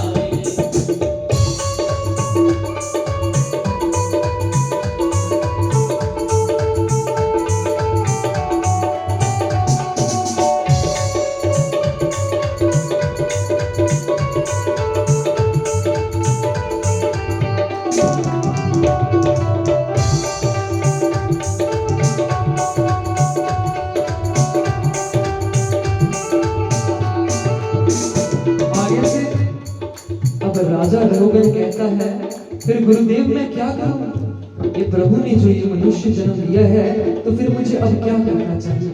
तो उसके गुरु जड़ भरत समझा रहे हैं, अगर इस चोले को संभालना है, इसकी कदर करनी है, तो एक रास्ता है। जेब चोला रंगना है सत संग चराने चोला रखना रे, सत्संग रंग ले। वो नाम वाला रंग सत गुरा बोलो मंग ले। नाम वाला रंग सत पूरा कोलो मांग ले। वो रंग चढ़ जावे, रंग चढ़ जावे, चोले नो रंगाया, देखी किते दाग ना लाई।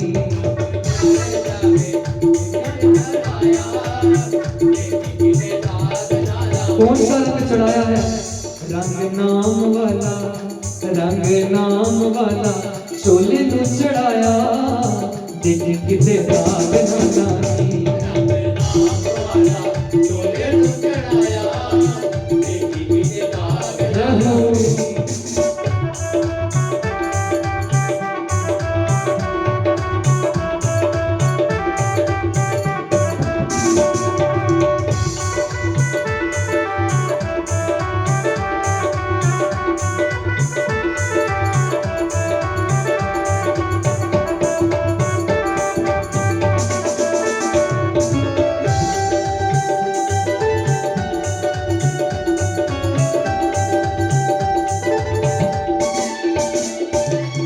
चोले दी कदर कोई विरले ही जान दे, चोले की कदर कोई विरले ही जान और दे। जो कदर जान गया इस चोले की कि मनुष्य का जन्म क्यों मिला है, हो जिड़े कदर जान दे ओ वेखे मो जमान दे।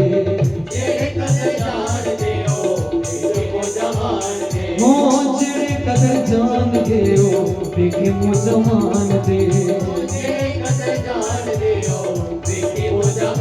जब राम का नाम तू आया, बेटी किते दाग न लाई। जब राम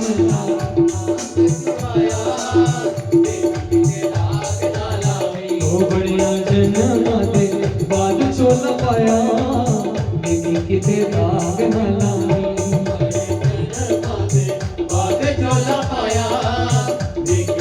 दाग न लाई।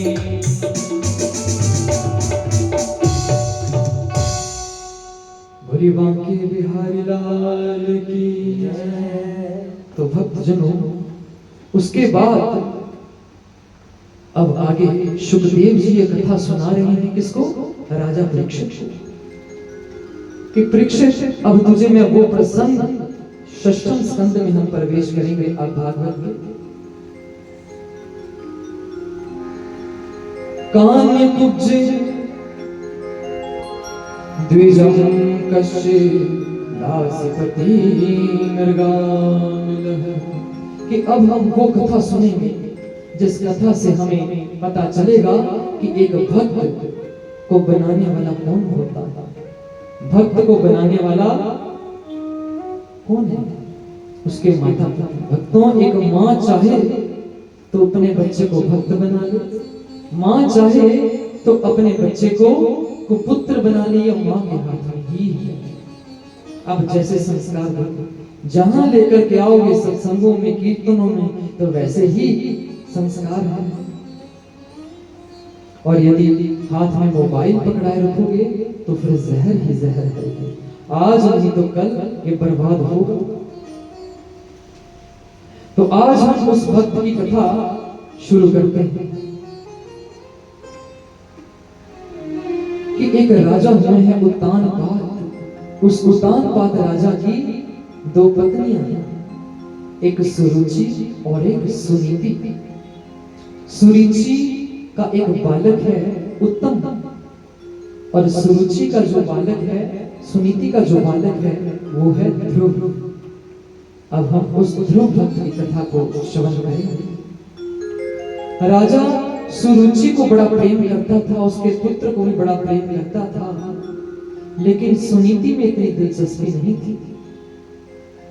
एक दिन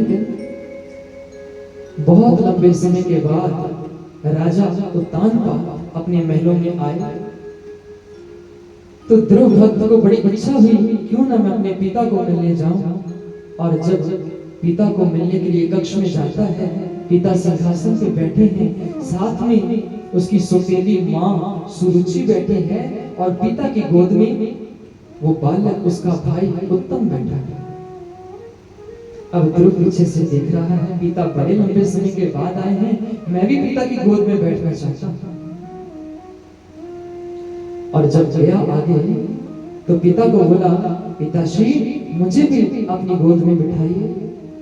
तो जब हाथ आगे फैलाए तो उस समय उसकी सौतेली माँ सुरुचि ने उसकी बांह पकड़कर धक्का दिया। ये क्या कर रहा है तू एक दासी का पुत्र है, तो दासी के पुत्र को अधिकार नहीं है सिंहासन पे बैठने, इसलिए चले जाए, यहां से आया है। तो पुत्र ने कहा, ध्रुव ने कहा, माँ मैं भी तो इनका बेटा हूं, मैं भी तो उत्तम का भाई हूं। जैसे उत्तम पिता की गोद में खेल रहा है, मेरा भी मन है कि मैं भी अपने पिता की गोद में खेलूं। क्या मेरे से कोई अपराध हुआ है? सुरुचि ने कहा, हाँ बहुत बड़ा अपराध हुआ है। एक दासी का पुत्र होकर के अधिकार मांगता है सिंहासन पर बैठने का। यदि इतना ही शौक था तो मेरा पुत्र बनकर के आता। तुझे अधिकार नहीं, ठुकरा दिया। और ध्रुव की आंखों में आंसू आ गए, क्योंकि बच्चों को तो माता पिता का प्रेम चाहिए। रोता रोता वापस चला गया। कहां? अपनी मां के पास, सुनीति के पास। मां ने कहा, ध्रुव क्यों रोते हो? ध्रुव कुछ कहने ही लगा कि इतने में एक दासी आई, उसने सारी बात सुनीति को बता दी कि ऐसे ऐसे इस बच्चे का भी मन तो करता है पिता की गोद में बैठने का, लेकिन उसने बैठने नहीं दिया। इसकी सौतेली मां। अच्छा ध्रुव इस बात से रो रहा है। देखिए एक माँ कितनी भाग्यशाली है और कितनी पुण्यवान। क्या समझाती है पुत्र, रोते नहीं। उसका हाथ पकड़ करके ले गई खिड़की के पास। देखो ध्रुव, बाहर आसमान कैसा है। ध्रुव ये बादल छाए हैं और बादल के पीछे सूरज छिप गया है। क्या कभी भी सूरज की रोशनी हमारे महलों में अब नहीं आएगी। ध्रुव कहने लगा, नहीं मां, ऐसा नहीं। जब ये बादल छट जाएंगे, पीछे हट जाएंगे, उस समय सूरज की रोशनी आ जाएगी। शाबाश ध्रुव, ठीक ऐसे इस समय हमारे सिर के ऊपर गमों की बदली छाई है। हमारे कर्म ऐसे हैं, जब ये कर्म धुल जाएंगे उस समय हम भी सुखी हो जाएंगे। अभी रोग हमारे कर्मों में नहीं है राज सिंहासन पे तेरे बैठना, लेकिन मां मेरा दिल करता है उस पिता की गोद में बैठने का, मैं क्या करूं। तो उस समय मां ने क्या किया, अपने गले से एक सोने का हार उठाया, एक मुट्ठी में रखा और नीचे से एक पत्थर उठाया और दूसरी मुट्ठी पे रखा। हथेलियां खोली। ध्रुव इन दोनों में से क्या लेना चाहे। ध्रुव कहता है, मां मैं तो ये हीरे का हार, जो सोने का हार आपने पहना था ना, मैं ये लूंगा, ये पत्थर का क्या करूंगा। बिल्कुल सही ध्रुव, इसी प्रकार छोड़ दे इस संसारिक पिता के गोद में बैठने का मोह, तो अब उस पिता की गोद में बैठेगा जो इस सारे संसार का परमेश्वर है, परम पिता परमात्मा। लेकिन मां वो कहां मिलेगा। भक्तों जो कुछ भी है, हमें यहाँ पर ज्ञान क्या सिखाती है ये कथा, कि और कोई मां होती तो कलेश डाल देती। कौन होता है मेरे पुत्र को हाथ लगाने वाला, मैं भी तो रानी हूं। लेकिन उसने ऐसा नहीं किया, अपने कर्म स्वीकार किए और बच्चे को समझाया कि भूल करके भी तेरे मन के अंदर अपनी बड़ी मां के प्रति क्रोध नहीं आना चाहिए, द्वेष नहीं आना चाहिए, नफरत नहीं आनी चाहिए, वैर खत्म करते यदि परमात्मा को पाना है। अरे उसने सही तो कहा कि तेरे कर्मों में नहीं है, वाकई हमारे कर्मों में नहीं है। इसलिए अपने कर्म बना, भक्ति करके नाम जप करके अपने कर्म बना और फिर देख सुख ही सुख। ये क्या है, आज तो इस पिता की गोद में बैठेगा तो 5 या 10 मिनट बाद वो उतार देगा तुझे। लेकिन ध्रुव वो परमेश्वर ऐसा है, उसकी गोद में तू एक बार बैठ गया, वो तुझे फिर कभी नहीं उतारेगा। उसकी गोद परम सुखमयी, परम कल्याणमयी। लेकिन मां कैसे मिलेगी उसकी गोद। उसके लिए भक्ति करनी होगी, नाम जपना होगा। जाओ ध्रुव, नाम जपो। कहां नाम जपो, चले जाओ वन में, निर्जन स्थान पर। 5 साल का ध्रुव, और मां ने क्या कहा, मां को क्या मोह नहीं अपने बच्चे के साथ है, लेकिन वो जानती है कि मेरे बच्चे का कल्याण किसमें है। सारी उम्र उसे अपना अपना कह करके पाल दूंगी, तो जिस कारण से इसका जन्म हुआ है वो पूरा नहीं कर पाएगा। तो वास्तव में कल्याण ये है भक्तों। अच्छा मां तो चले फिर हम भक्ति करने। मां का हाथ पकड़ लिया। मां ने हाथ छुड़ाया, नहीं ध्रुव, ये रास्ता जो भक्ति का है ये अकेला तय करना होता है, इसमें कोई साथ नहीं देता। एक बार इस रास्ते पे चल पड़ो तो फिर कष्ट आते हैं। सब छोड़ के चले जाते, तुम नहीं छोड़ोगे तो वो छोड़ देंगे। प्रेम की मंजिल के राही कष्ट पाते हैं जरूर, और जीवन बदल जाएगा तेरा मिट्टी में मिल जाने के बाद। अरे चिंता मत कर, कुछ ना बिगड़ेगा तेरा हरि शरण जाने के बाद। उसकी शरण में जाने के बाद तेरा कुछ नहीं बिगड़ेगा। ये रास्ता अकेला तय कर, बड़ा ओखा प्रभु प्रेम वाला राह सोच के चली बंदिया। ध्रुव निकल जाओ भक्ति के लिए, विलंब मत करो। अब ध्रुव निकल गया भक्ति के लिए जंगल जंगल में। अब बच्चा है छोटा सा, उसे क्या पता भक्ति कैसे करते हैं। माँ ने तो भेज दिया, क्योंकि माँ जानती थी कि जो सच्ची लगन से प्रभु को पाने के लिए घर से एक बार निकल गया है, तो फिर प्रभु एक संत को अवश्य भेज देते हैं उसका मार्गदर्शन करने के लिए। अब प्रभु को पुकार रहा है, प्रभु कि मैं तुझे कब से ढूंढ रहा हूं, जैसा एक प्यासा हिरन ढूंढता है। प्रभु आकर के मिल जाओ मेरे राम, हे मेरे कृष्ण, हे मेरे हरि। प्यासा हिरन जैसे ढूंढे जल को, वैसे प्रभु मैं तुझे ढूंढ रहा, वैसे प्रभु मैं तुझे ढूंढ रहा। प्यासा हिरन जैसे को, वैसे प्रभु मैं तुझे ढूंढ रहा, वैसे प्रभु मैं तुझे ढूंढ रहा।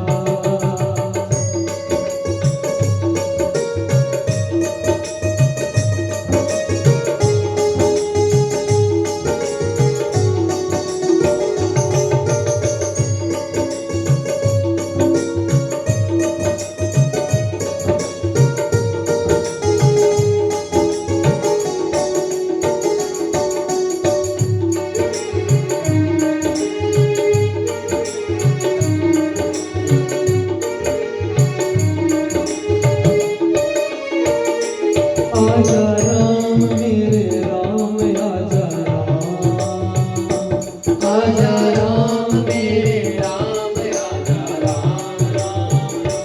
मेरे श्याम प्यारे श्याम, प्यारे श्याम, मेरे श्याम प्यारे श्याम, मेरे श्याम। ओ प्यासा हिरन जैसे ढूंढे जल को, वैसे प्रभु मैं तुझे ढूंढ रहा, वैसे प्रभु मैं तुझे ढूंढ रहा। प्यासा हिरन जैसे ढूंढे है जल को, वैसे प्रभु मैं तुझे ढूंढ रहा, वैसे प्रभु मैं तुम्हें ढूंढ रहा।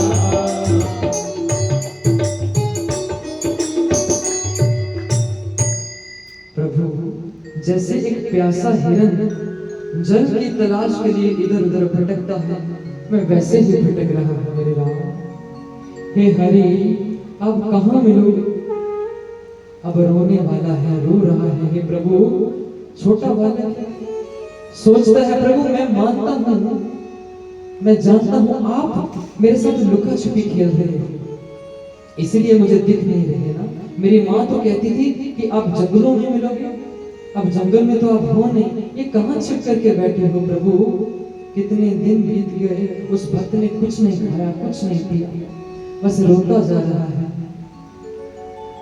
प्रभु आप मेरे साथ लुका छिपी खेल रहे हो ना? मैं जानता हूं लुका छिपी के नियम, एक व्यक्ति छिपता है और दूसरा उसे ढूंढता है। लेकिन प्रभु मैं ये भी जानता हूं जब हम ढूंढने में असमर्थ हो जाते हैं ना, फिर हम अपनी हार स्वीकार कर लेते हैं। और जैसे ही हम अपनी हार स्वीकार करते हैं, तो जो छिपा होता है वो सामने आ जाता है। प्रभु मैं अपनी हार स्वीकार करता हूं, मैं हार गया हूं आपको ढूंढते ढूंढते, अब तो बाहर निकल आओ, कहां छिपे हो मेरे प्रभु? जब प्रभु ने ये बातें सुनी, तो प्रभु ने एक संत को भेज दिया, नारद मुनि को भेज दिया कि जाओ नारद, जाकर के उसका मार्गदर्शन करके आओ। नारद जब पहुंचे उस भक्त के पास कि भक्त 5 साल का तो है, मैं तुझे तेरे घर छोड़ आता हूं। यहाँ पर शेर जंगली जानवर तुझे खा जाएंगे, चलो मेरे साथ घर चलते हैं। ध्रुव कहता है नहीं, मैं जब प्रभु की प्राप्ति के लिए निकला हूं तो मैं अब घर नहीं जाऊंगा, मुझे इस प्रभु की गोद में बैठना है, यही जिद लगाए रखा है। और रही बात इन जंगली जीवों की, अरे जब हम पिता की गोद में बैठते हैं ना तो सब तरफ से सुरक्षित होते हैं, क्या वो प्रभु मेरी रक्षा नहीं करेगा? नहीं, मैं उसकी प्राप्ति करूंगा। नारद मुनि ने सोचा ये तो अपनी परीक्षा में सफल हो गया। जब परीक्षा पास की तो तब उसको एक नाम मंत्र दे दिया कि इसको जप, इसका आराधन कर। ओम नमो भगवते वासुदेवाय, ओम नमो भगवते वासुदेवाय, ओम नमो भगवते वासुदेवाय, ओम नमो भगवते वासुदेवाय, ओम नमो भगवते वासुदेवाय, ओम नमो भगवते वासुदेवाय। नमो भगवते वासुदेवाय, ओम नमो भगवते वासुदेवाय।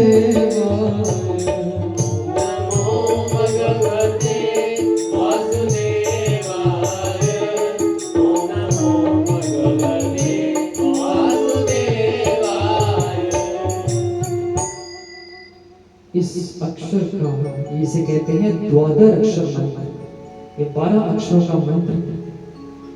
जब इसका जाप किया तो नारद मुनि ने सोचा ये प्रभु इतने कठोर कैसे हो सकते हैं? ये बालक बिना कुछ खाए पिए एक पैर पर खड़े होकर के हाथ जोड़ करके कितनी देर से तपस्या में लीन है, मंत्र जाप कर रहे हैं। प्रभु दर्शन क्यों नहीं देने जा रहे? आज गए प्रभु के पास, प्रभु आपको पता भी है कि आपका एक प्रेमी भक्त, जाओ जाकर के उनको दर्शन दो।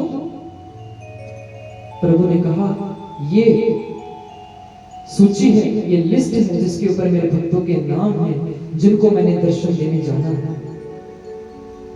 तो नारद मुनि ने पकड़ी सूची, देखी इसमें सभी भक्तों का नाम है लेकिन कहीं पर ध्रुव भक्त का नाम नहीं है। ये प्रभु आप कैसे कठोर हो, आपको दिखता नहीं? वो भक्त कब से आपको पुकार रहा है प्रभु, कितने वर्ष बीत चुके हैं। प्रभु कहता है मैं सब देखता हूं। दूसरी सूची पकड़ाई, ये देख, जो तुझे मैंने पहली सूची दी थी ये वो भक्तों के नाम हैं जिनको मैंने दर्शन देने होते हैं। अरे जो मैंने तुझे ये सूची दी है, ये सूची दी है, इस पर देख भक्त ध्रुव का नाम कहां है? पहले नंबर पे ध्रुव भक्त का नाम। प्रभु कहते हैं ये वो सूची है जिन भक्तों के दर्शन मैं करने जाता हूं। भक्त वत्सल भगवान। उसी समय प्रभु देर ना लगाए और चले गए वहां पर ध्रुव के पास, प्रकट हो गए। अब प्रभु को ध्रुव तो भीतर अपनी आंखों से देख रहा है, बाहर प्रभु खड़े हैं। अरे ध्रुव आंखें खोल, देख मैं आ गया। ध्रुव ने सोचा यदि मैंने आंखें खोल दी तो जो रूप मेरे को यहाँ तीसरे नेत्र में दिखाई दे रहा है कि ये दूर ना हो जाए। प्रभु ने कहा ध्रुव तेरे कपाट खुल गए हैं, अब तेरी ये आंखें भी वो काबिल हो गई हैं कि जो साक्षात मेरे दर्शन कर सकती हैं। नहीं तो इन आंखों से प्रभु के दर्शन नहीं किए जा सकते, क्योंकि प्रभु बड़े सूक्ष्म, अति सूक्ष्म हैं और ये आंखों से देख नहीं सकते। लेकिन ध्रुव तेरी नाम की कमाई, तेरी तपस्या इतनी है कि अब तू अपनी हर इंद्री से मेरे दर्शन कर सकता है। अपनी आंखें खोल। प्रभु के दर्शन किए और जब प्रभु के दर्शन किए, गले से लगाया, प्रभु ने अपनी गोद में बिठा लिया। जैसे गोद में बैठा तो आंसू नहीं रुक रहे कि प्रभु इस गोद में इतना सुख, इतना सुख, इतना आनंद, ऐसे ही नहीं आपको परमानंद स्वरूप कहा जाता। यदि मेरी माँ ने मुझे ये मार्ग ना दिखाया होता तो आज मैं ये सुख लाभ नहीं करता। अरे ऐसा सुख तो मुझे अपने संसारिक पिता की गोद में कभी मिलना ही नहीं था। जो सुख आज आपके साथ आपकी गोद में बैठ बैठ प्रभु मुझे प्राप्त हुआ, अब सदा मुझे ये गोद दे दो प्रभु। प्रभु कहते हैं बालक तू भी छोटा है, तेरी जरूरत है इस संसार को, मैं तो चाहता हूं कि तुझे मैं अपने पास रख लूं, लेकिन तू जा संसार में लोगों को धर्म के साथ जोड़, मेरे साथ जोड़। जैसे तू मेरे पास आया है वैसे औरों को भी मेरे पास लेकर के आ। जब आप लोग खुद भी कथा में आते हो और भी संगत को लेकर के आते हो, प्रभु बड़े खुश हो जाते हैं कि तू उनको भी मेरे पास लेकर के आया है जो मेरे से बिछड़े हुए रोने में बड़े प्रसन्न होते हैं। ध्रुव तेरे पर बहुत प्रसन्न हूं, जा मेरी और संतानों को भी मेरे पास लेकर के आ। और जब तू ये शरीर का त्याग करेगा ना, मैं तुझे वचन देता हूँ लेकर के आऊंगा, तेरे नाम से तारा ध्रुव तारा जाना जाएगा और तू सदा सदा भक्तों में अमर हो जाएगा। तेरी भक्ति बहुत प्रचंड है ध्रुव। अब जाओ, रास्ते में आपका स्वागत करेंगे सब भक्त जन और अपने महलों में लौट जाओ। तुम्हारी माँ तुम्हारी प्रतीक्षा कर रही होगी। और ये बात नारद मुनि ने जाकर के उत्तानपाद जो ध्रुव का पिता है उसको बता दी कि आपके बच्चे को ऐसे ऐसे दर्शन हुए परमात्मा का। बड़ा शर्मसार हो कि मैं अपनी पत्नी के मुंह में आकर के एक भक्त एक नन्हे बालक का दिल दुखा दिया।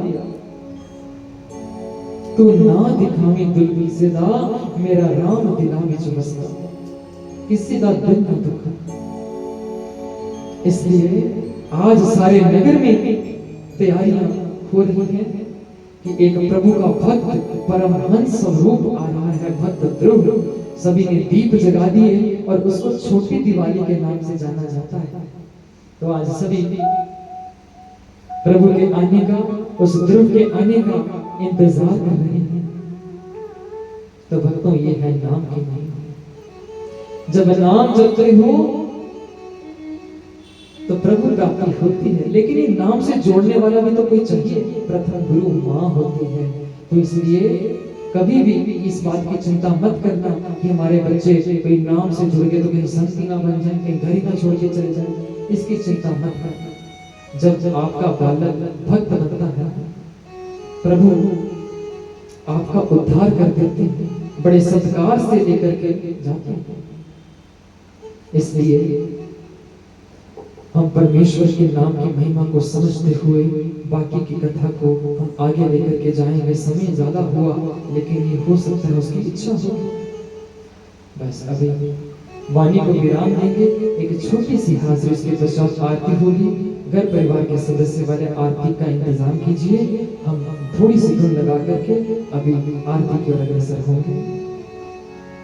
राधे राधे जप चले आएंगे बिहारी, राधे राधे जप चले आएंगे बिहारी, राधे राधे जप चले आएंगे बिहारी, राधे राधे जप चले आएंगे बिहारी, आएंगे बिहारी चले आएंगे बिहारी, आएंगे बिहारी चले आएंगे बिहारी, ओ आएंगे बिहारी चले आएंगे बिहारी, आएंगे बिहारी चले आएंगे बिहारी। ओ राधे राधे राधे राधे जप चले आएंगे बिहारी, राधे राधे जप चले आएंगे बिहारी, ओ राधे राधे जप चले आएंगे बिहारी। चले आएंगे बिहारी। प्रेम से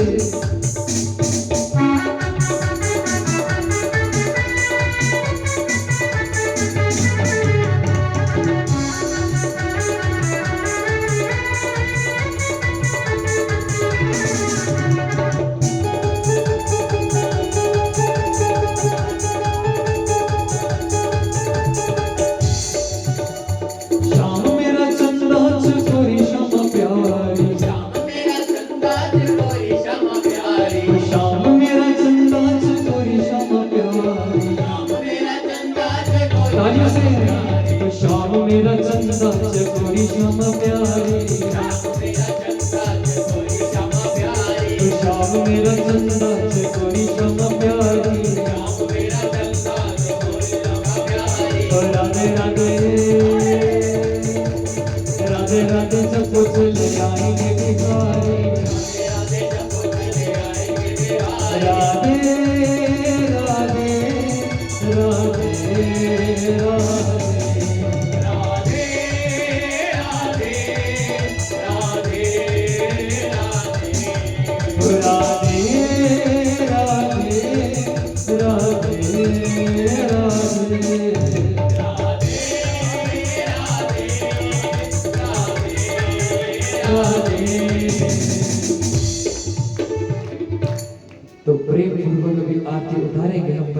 के श्री चरणों की, श्री भागवत पुराण की। तो घर परिवार के सदस्य कृपया आगे दरबार में आरती उतारिए। बोली बांके बिहारी लाल की जय, राधा कृष्ण लाल की जय।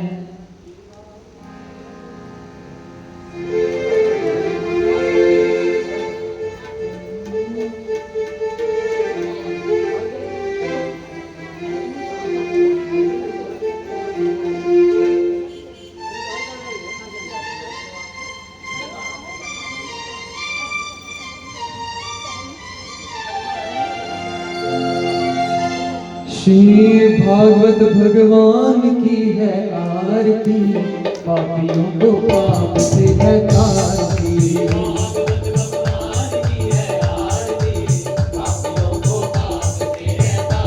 श्री भागवत भगवान की है आरती, पापियों को पाप से है तारती।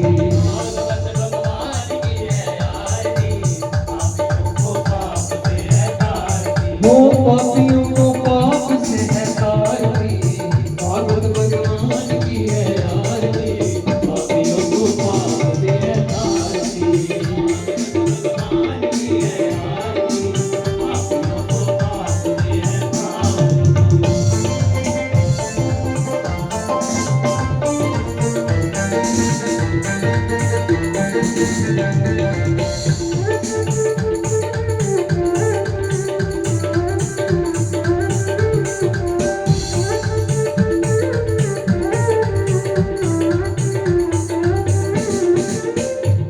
ये अमर ग्रंथ, ये भक्ति पंथ, ये पंचम वेद निराला, नव ज्योत जगाने वाला।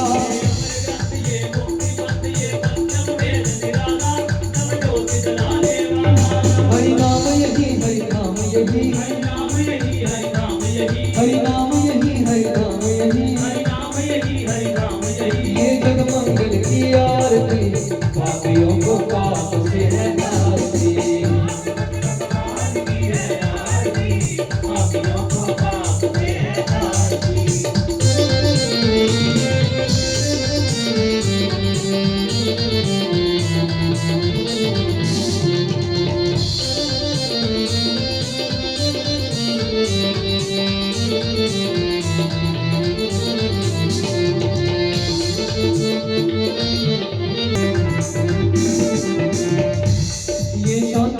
पावन पुनीत पापों को मिटाने वाला, ये मुक्ति दिलाने वाला।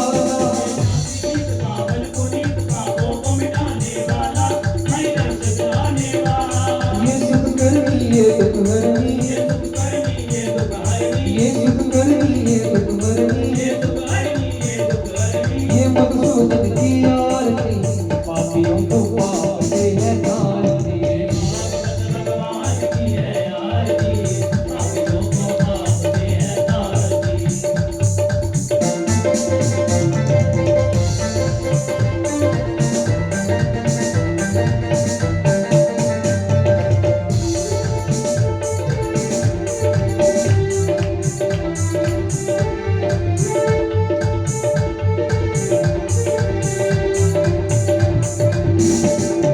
मधुर बोल जगपंथ खोल, सन्मार्ग दिखाने वाला, ये भक्ति बढ़ाने वाला।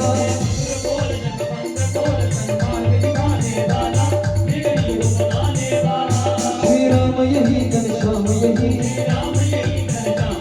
श्री राम यही, घनश्याम यही। ये प्रभु महिमा की आरती, पापियों को पाप से है तारती।